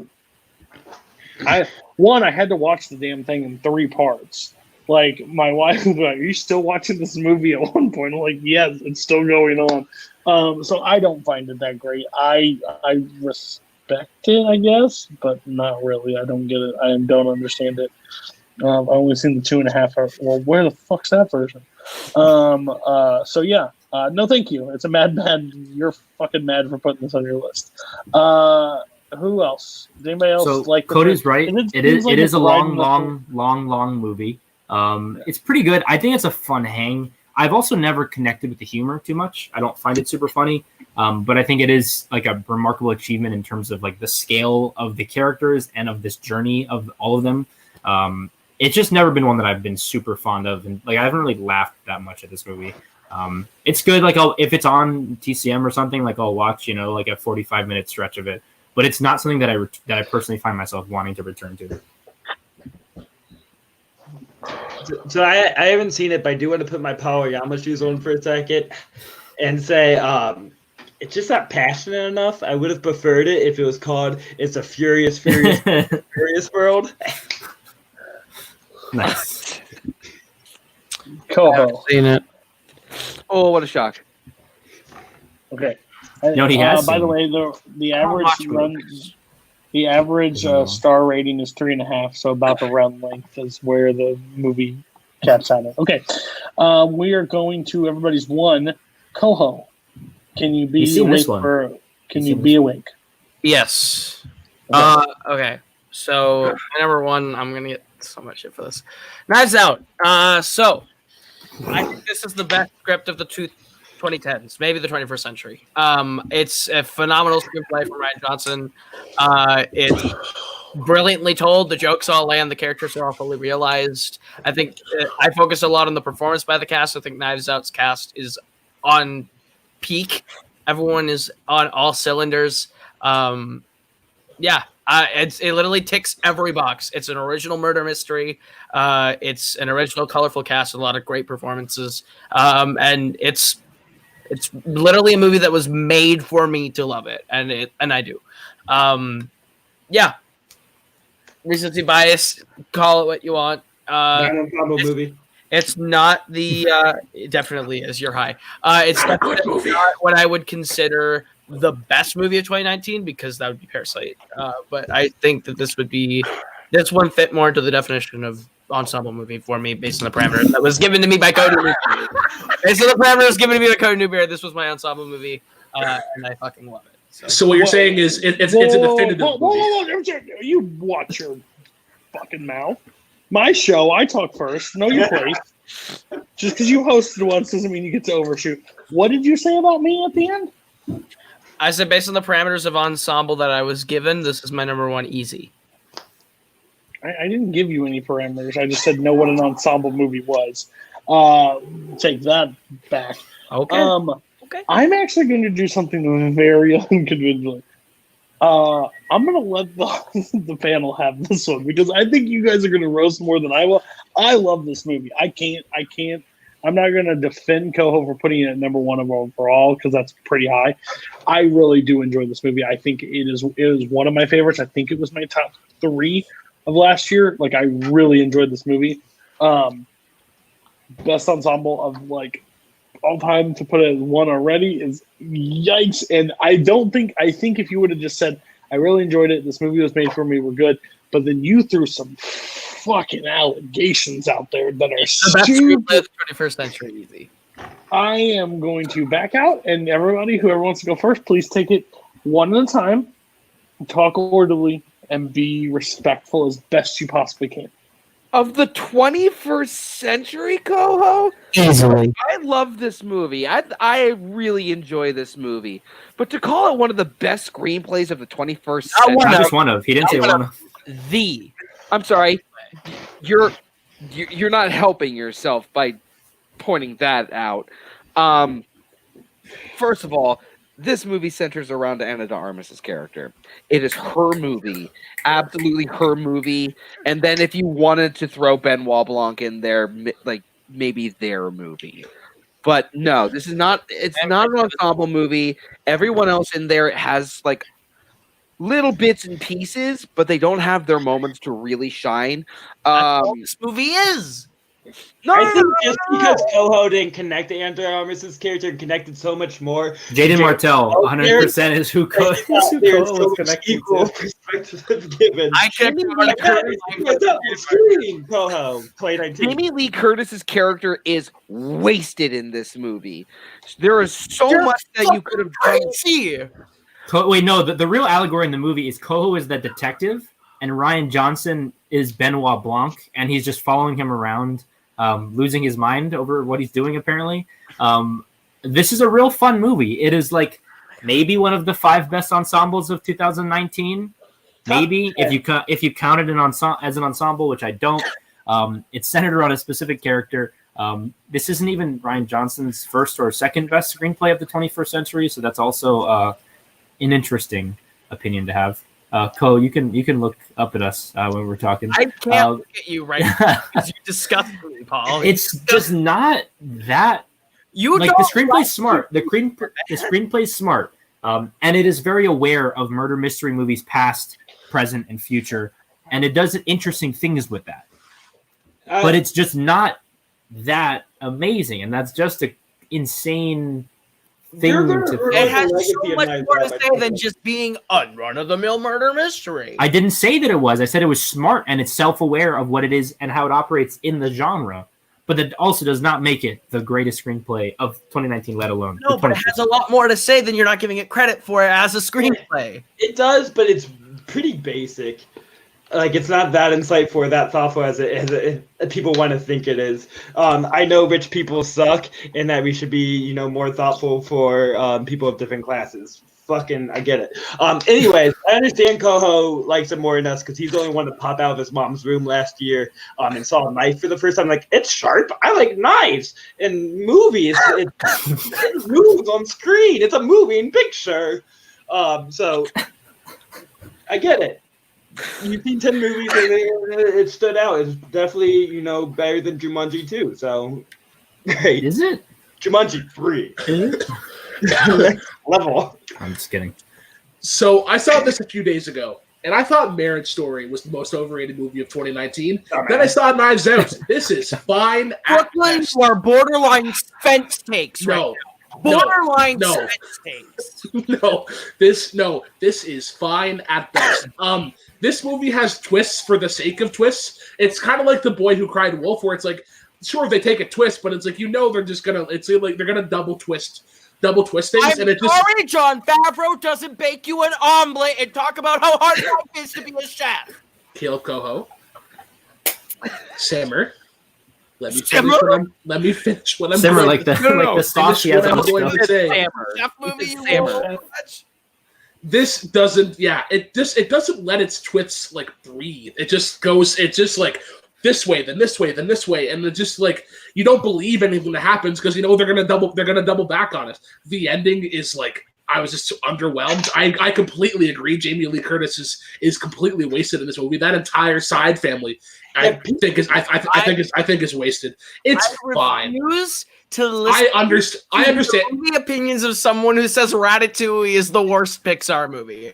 What? This is not the worst Pixar movie, the most overrated. When this movie was coming out, people were like, this is one of the best ensembles ever put together. I'm like, Don Johnson? That's what gets your fucking go? Like, put Don Johnson, Amy.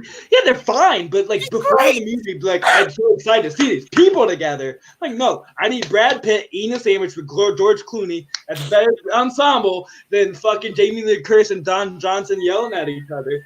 It's not. I do want to say that cookies, Zach. Eat some more fucking cookies. I do want to take this time to say that Anna de Armas needs to be in more movies. She's already in like 3 movies coming out this year. Next year, maybe. 2 of them are Netflix, so we'll see. Fair. I will not eat one iota of shit for having this at number 1.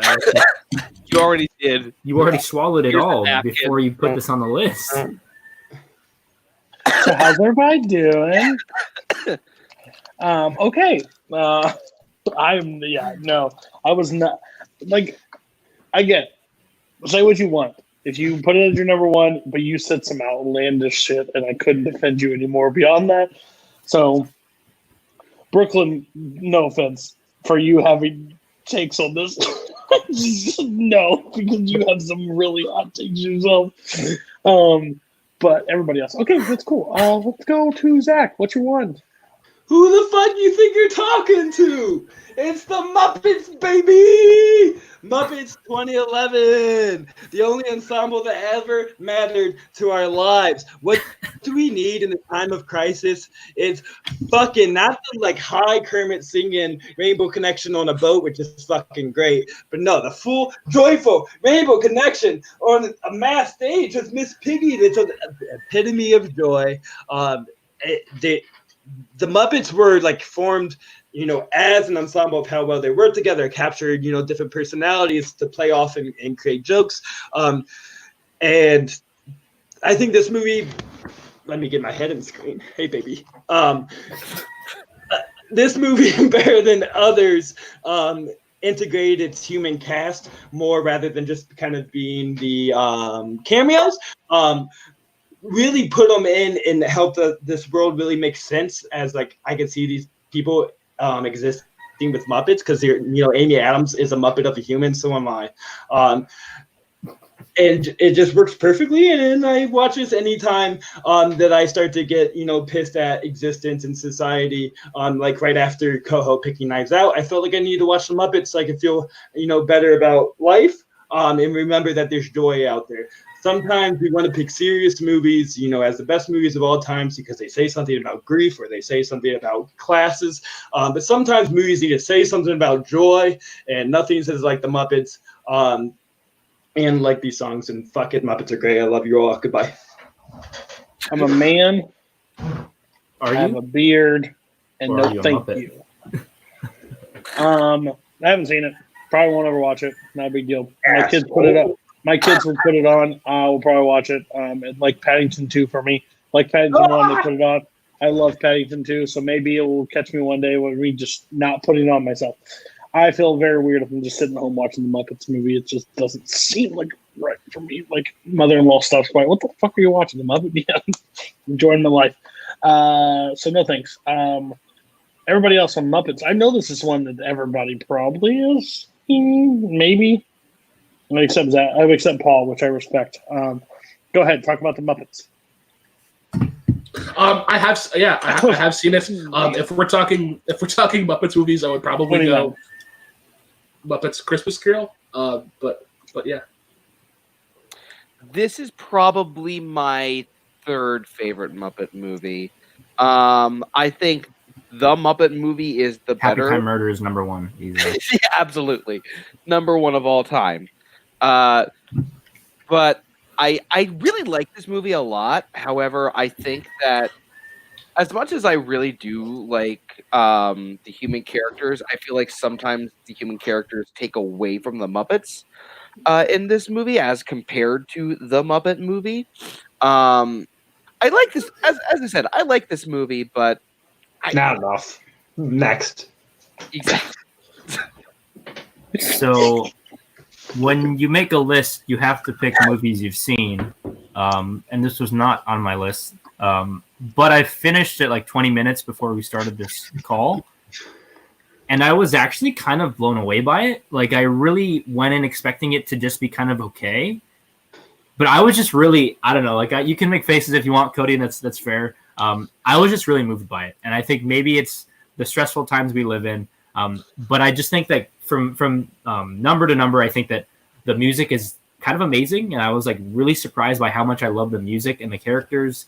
And even characters that I don't necessarily have this big connection to. I think it might be even stronger if you have this history with the Muppets where like you've been on this journey with them and this is their sort of revival.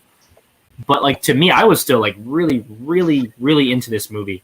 And it's one of the best like first time watches I've had all year. Yeah, I mean, I was like going in being like, yeah, I'm sure like it'll be cool. It'll be like a solid 3.5 star. But this is like a kind of amazing movie. And like, I'm pretty surprised. Like, I'm pretty surprised by how much I liked it, I guess. Maybe I shouldn't be. I don't know. Blown away. I honestly was. Hey, when I was 8 years old and watched the commercial of Muppet Show VHSs, I was blown away too. Koho, Muppet. What?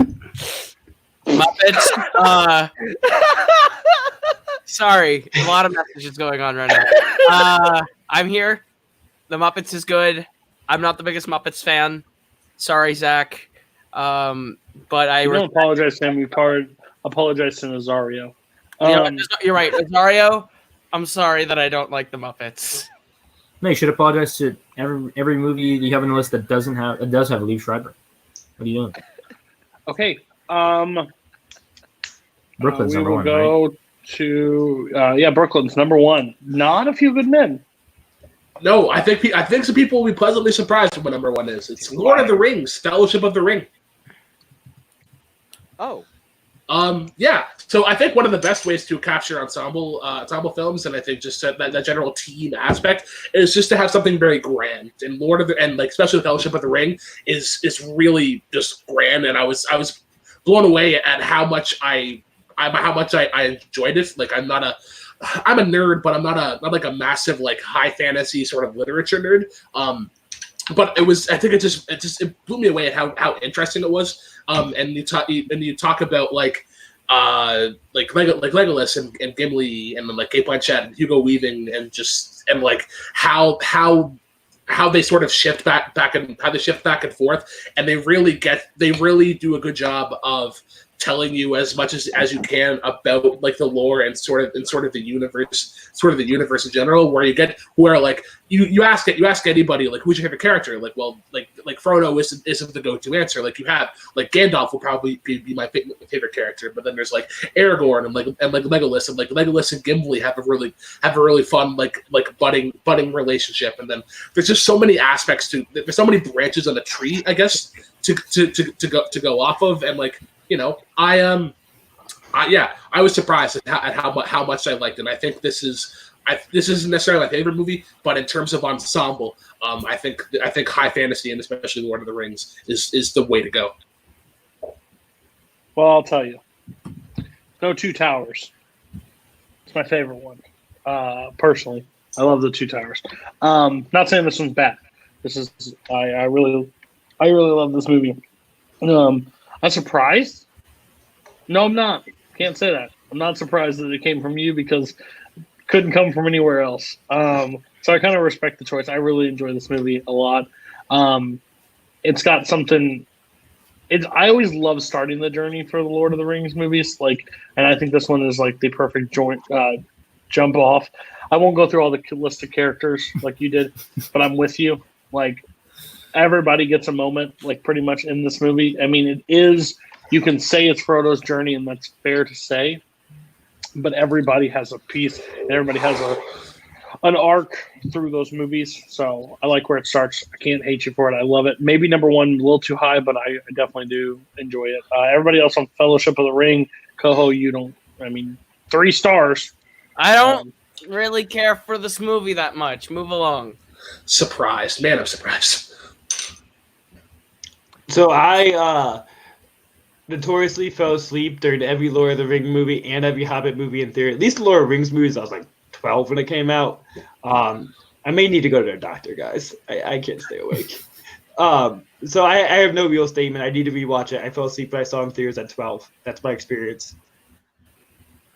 So I'm obviously someone known in this community for not being very pro Lord of the Rings, but I may or may not have rewatched this recently. And was actually like really impressed by how quickly the 3.5 hours moves. And the music was something that stood out to me this time. I don't know if I identify with the characters as much. Maybe it's just because I don't have a connection to this world in the same way. But I don't necessarily connect with the ensemble as much. There's some characters that just like Pippin just bothers me too much, just pisses me off doing annoying shit. Like I get it. But it's a really good movie. And I was like surprised by how good it was the most recent time that I've seen it. So I still always prefer Two Towers. That's always been my favorite. But this is a pretty, it's an actually interesting and I think pretty worthwhile pick as far as like a number one that uses all those characters in such like this grand way. So I have a lot of respect for this choice. This is a movie that I enjoy, but I don't necessarily love. So. I mean, I'm not going to fault you for putting it on the list. I think it's a little high, but I'm not going to fault you for putting it on the list. It's a mad world. Shut your face. Zach, what are you doing? Yeah, let's see where we are, but I'm going to the restroom. Did he just blow a kiss? Okay, so we're at number 1 of Paul Oyama. Yeah, so Brooklyn brought up a 3.5 hour movie. I am countering with mine, I think one of the great epics of all time. Koho had a movie with a number in the title earlier. I chose a superior one. The movie Seven Samurai. I wasn't really interested in stopping being on brand for this episode. It's my favorite filmmaker. And it's actually not my favorite movie of his, but I just think that the way that these 7 come together and the way that the rest of the cast sort of is filled out is what makes the movie so remarkable and why the end of the movie is so moving if you haven't seen it. It's just this ragtag group of men who are assembled by these farmers in such a way that they don't start together and they start as such different people, but the way that they move as a unit towards the middle of the movie is really what makes the movie great. And I love the way that the characters interact with each other. And I think that like their relationship as it develops over time is kind of what separates the movie from sort of similar epics. And that I think it is very character driven, even though it's about a big battle and characters fighting in these in a pretty like somewhat like large scale battle. But I think again, just the way that they come together, the way that all these characters are so unique as well. You see these little touches that make them different. But yeah, I just want to like shout out all of these actors, like actors that aren't necessarily well known in the States. Toshiro Mifune is obviously like my favorite actor, but Takashi Shimura and Daisuke Kato, Isao Kimura, like it's just an amazing filled out cast that all leave their mark in this movie in such a satisfying way. And that's what makes really the movie, what strings the movie together and why you care so much from beginning to end. I know that a bunch of people probably haven't seen this movie. And it's daunting. Like it's, one of those movies that you're like, like it feels like homework. But I think it's a super worthwhile journey to go on, and is visually and storytelling wise like one of the most remarkable film achievements. Even though it's not my favorite Kurosawa, it's not probably even in the top 3. But it's just an incredibly made and crafted movie, and the cast is so stacked. Koho, real quick, timeout Boatman. Yeah, on it. And also, I haven't seen this. Also, fuck you, Boatman. You're in timeout, and I haven't seen it. It's not a fact that I am Peter Jackson of this episode and hasn't been able to see movies. People give me lists really close to the thing, and I can't watch everything. There's just no way. So yeah, that's one I want to see. If I'm correct, Magnificent Seven is based off this, correct? Yep. I've seen both versions of that. Yeah, both. I've seen both versions of that. I've not seen this one. It was very hard to access. Really, like I couldn't grab it. I don't have the criteria. Channel subscription. I don't have it. You didn't offer it, so that's your own choice. So it will be on my list to watch. I really do. But again, and you can watch it in 2 parts because there is a literal intermission in the movie where they stop, and so you can easily watch it in 2 like hour 30, hour 45. You can watch it as many parts as you want. That's true. Yeah. But like, there's a clear divide. You can just do what Zach did. Peace out. I'll be back. So, yeah, 5 minutes left. Go to bed.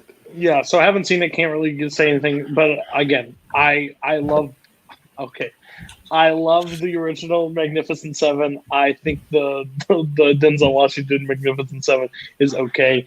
But I'm excited to actually see this one because that's one that I really do want to watch. All right, anybody on that one real quick? I'm guessing 3 people haven't seen it. Is that correct? I've seen it. I have not seen it. Once again, a movie that I've been wanting to see. Okay. And I don't feel like this is homework. Like if you don't want to watch it, don't watch it. But like, I think it's totally worth it. Like it's really, really great. Paul demanded me to watch it and then gave me a B after I graded it. I saw it yesterday / today. I will say not the best viewing experience because half of it I had my 10-month-old out. He's in the hopper and he just looks so damn cute, cuter than Toshiro Mifune, and so it wasn't paying the best of attention. And I think there's some shots and some moments that are real great. I do think the length kind of gets to it. I feel like it could be tighter. I don't want to say movies are bad because they're long, but I feel like if they're in a length, I feel like it could be tightened. I think you can cut like 15 to 20 minutes out of it. That's fair. Yeah, 15 20 minutes out of this 4-hour-long movie. The last shot is great. I think I'm going to get all the actors wrong, but who's basically the lead? Takashi Shimura is like the head samurai. I think he's pretty stunning in it. He's definitely a little more centered than some of the other performances. I do think with Kurosawa and classic Japanese cinema, it can be you have to get used to watching it. You have to get into that mode because it is a little heightened, a little dramatic, and it's like heightened and slower at the same time.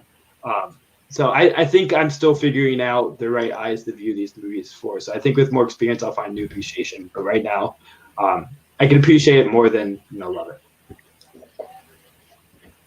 All right, Barr, close it out. All right, this was an obvious pick for me. It's the perfect Knives Out. Yeah, it is the perfect ensemble film. It only follows 12 men, and they're angry. It's 12 Angry Men. Yeah, hilarious. I know. This is a movie. This is like one of the very few movies where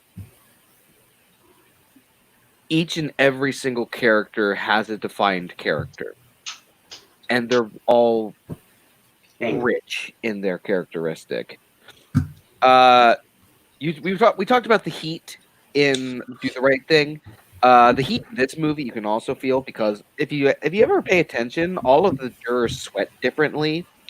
That's how detailed. Yeah, no, some of them not at all. Exactly. Sidney Lumet, when he was directing this film, like specifically had like an amount of sweat that he wanted each person to have. That's how defined these characters are, and you get to really dive into all of them as this movie goes on. It starts out as juror number 8's movie, but then each juror has something to add to this story, and it's just a marvel of a script. The acting is fantastic. The direction is fantastic. It is a perfect movie, in my opinion. Koho had it right on his list. Yeah, I did. This was my 5. This is a great movie. The only reason why it was as low as it was is because I've only seen it once. But that one time watching it left such a big impression on me that it is a movie that I couldn't not include on this list. Yeah, I don't have to say much more about the movie. I think Barr kind of hit everything I would have said. 12 Angry Men. I've said it before. It's one of my favorite movies of all time. I've helped do the stage production of the show. I think it's brilliant. Everything that goes into it. Yeah, there's not much more I can say about it. I think it is a perfect movie. So no doubt. It's the 12 people, but like the main argument, like of main character, I can get that viewpoint of it, but it's everybody coming together. They're all on screen together. Like you can't break. They're there. So and they all have something to do. Not all of them. Some do very little. No, they're easy to swing and be like, we're good. So yeah, I love this movie. 3 people didn't have it. Why not? Semantics. I mean, like for me, I had to draw the line somewhere. I think that Henry Fonda is kind of the center of the story. Screen time is not really how I think about ensemble versus non-ensemble, I guess, and the movie is structured around him. And I really again, it's a movie I've talked about before. I will talk about again. I figured someone else would have on their list. It's a perfect movie, Sidney Lumet's second best movie, and it's great. I've been told that I need to go see this as a lover of courtroom dramas. So yeah, I think you'd love it, like really love it. Oh my God. I haven't seen this. Yeah, I really like 12 Angry Men. I haven't seen it since college, so like 10 years ago-ish. I was kind of scarred because after watching it, I tried to make a parody of it for a filmmaking class, and then like 7 of the people didn't even show up, so we had to cut to like 5 angry people. It was a shit show. We had no script. We were trying to make it up as we go, and I had like a fucking meltdown and realized why I can never like be in the film business. So I haven't watched it because it brings back those dark days. All right, guys. I think this is the longest episode of Your List Sucks. I don't think it's even close. I said 5-person panel. I looked at the 3 people before. I said, I have Paul. I have Zach. I need you to be quick. They don't understand what the word quick means besides Koho, so I probably won't do that again. Barr, you literally go, this movie is so good. You draw everything out by 5 seconds. And Brooklyn gives me the entire IMDb cast list every I drank to half the list. You drank to him. You didn't talk, but your movies were pages. It was about the length of the script of Knives Out. Okay. You mean the most perfect movie of the 21st century? Shut your mouth. Combined list. Here it is. Go to sleep. I'm Tin the dying, Muppets. okay? Tin the Muppets. I don't know which one. I'm guessing it's going to be Zach's. Yeah. 9, 7 Samurai. 8 Knives Out. Oh, how is 7 Fellowship? Huh? Interesting. No, how is Do the Right Thing not higher? I thought it's on 3 of our lists and it was in the top 5 Yeah, for that's all what of I us. was thinking. Which What one? Sorry. movie? Do the right thing. It was in the top 4 for 3 of us. Koho power putting Knives Out. We have a scoring system. Okay. 8 Knives Out, 7 Fellowship of the Ring, 6 The Princess Bride, 5 Inglorious Basterds, 4 Do the Right Thing, 3 Dazed and Confused, 2 Angry Men, and 1 The Godfather. They all tied in the scoring system, and then we have to rank them as followed. Okay, so winner of this list of your list sucks goes to Oyama. Oyama gets a B minus, I think. Yeah, B minus. I don't like. There's some I haven't seen, so I can't give you full. You have Magnolia, which drops you down a little bit, but you have Select 17 that brings you up. Thin Red Line, Do the Right Thing. Haven't seen 7 Samurai, but I doubt I will hate that movie at all because I like the other 2. Okay, your next one is Barr. Barr gets C plus. 12 Angry Men is your top one. I stand by. Godfather, Do the Right Thing, Princess Bride. You may have not completed with it, but I think a lot of people. I mean, it matters how you break it down. I didn't give you your semantics. I went out based on movies, so quality on that one.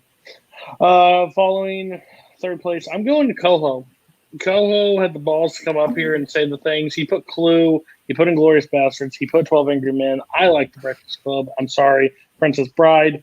Yeah, his bottom sucked, but it's a C at best. Next is Zach. Zach gets a C minus because shit, I haven't seen most of his movies. I'm going to be real honest with you. If we go through 10, 8, 7 haven't finished, 6 haven't watched, 5 didn't watch, 1 definitely didn't see. So I've seen 4 of his movies. You're going to get to the bottom. Not saying your list is bad. Don't say your list sucks. It just is what it is. And the last place is Brooklyn Vail with a D plus. Wow. Toy Story 2, an Anchorman, some problems with it that I saw throughout A Few Good Men. Cliche ones, maybe, I don't know. Just didn't hit me with all the same. So nothing personal. This whole overall list, not the greatest. I will be honest with you. It's everybody could be moved up by 1 in the letter grade on a given day. I'm going to make this short and sweet because, gosh, I don't think anybody else is watching. The next week's topic is overrated 80s. I have a weird thing. This could be pushed back. This could be pushed off the schedule. I don't know. It's hard to judge them for myself to consider 80s because I was not alive when the 80s was around. All these would be subjective of me watching it, so it's hard to determine what's overrated right now unless I have a co-host. So if a co-host does not present themselves within the next week, I am scrapping this idea for a later time. Space movies is next, so space movies would move up in that spot if it was. So if you like space movies at all, please do me a favor. Send me your list as soon as you possibly can. It could literally be a 1 through 20. If I could at least get a breakdown of what I'm going to have to go watch, so I didn't like this episode as much because I had to keep saying the same thing as I didn't see it. I don't want those episodes. I like to watch and understand why you like film. And then the next one is war movies. Again, if you get slated, war movies would be moved up. Again, anything counts as a war movies you can do. Please don't put Infinity War as your number 1. I might have a problem with you.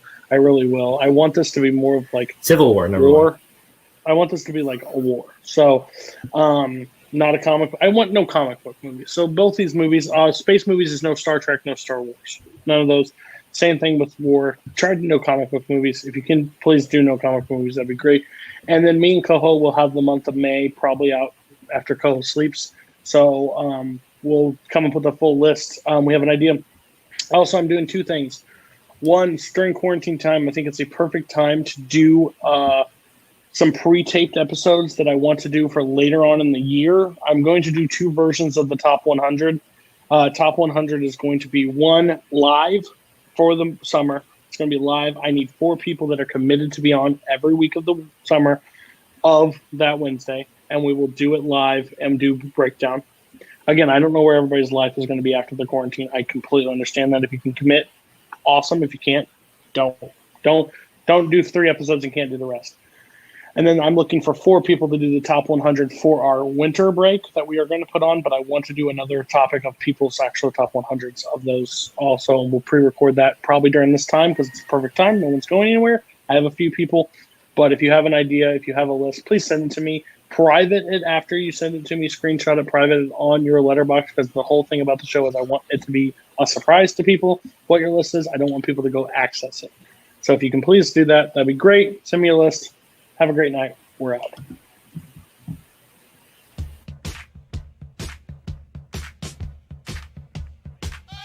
Well, I'm funny how? I mean, funny like I'm a clown. I amuse you. Eat shit. How's that? Eat shit. Eat shit. Eat shit. Smug smile. Definitely eat shit. I'm as mad as hell, and I'm not gonna take this anymore! You can't handle the truth!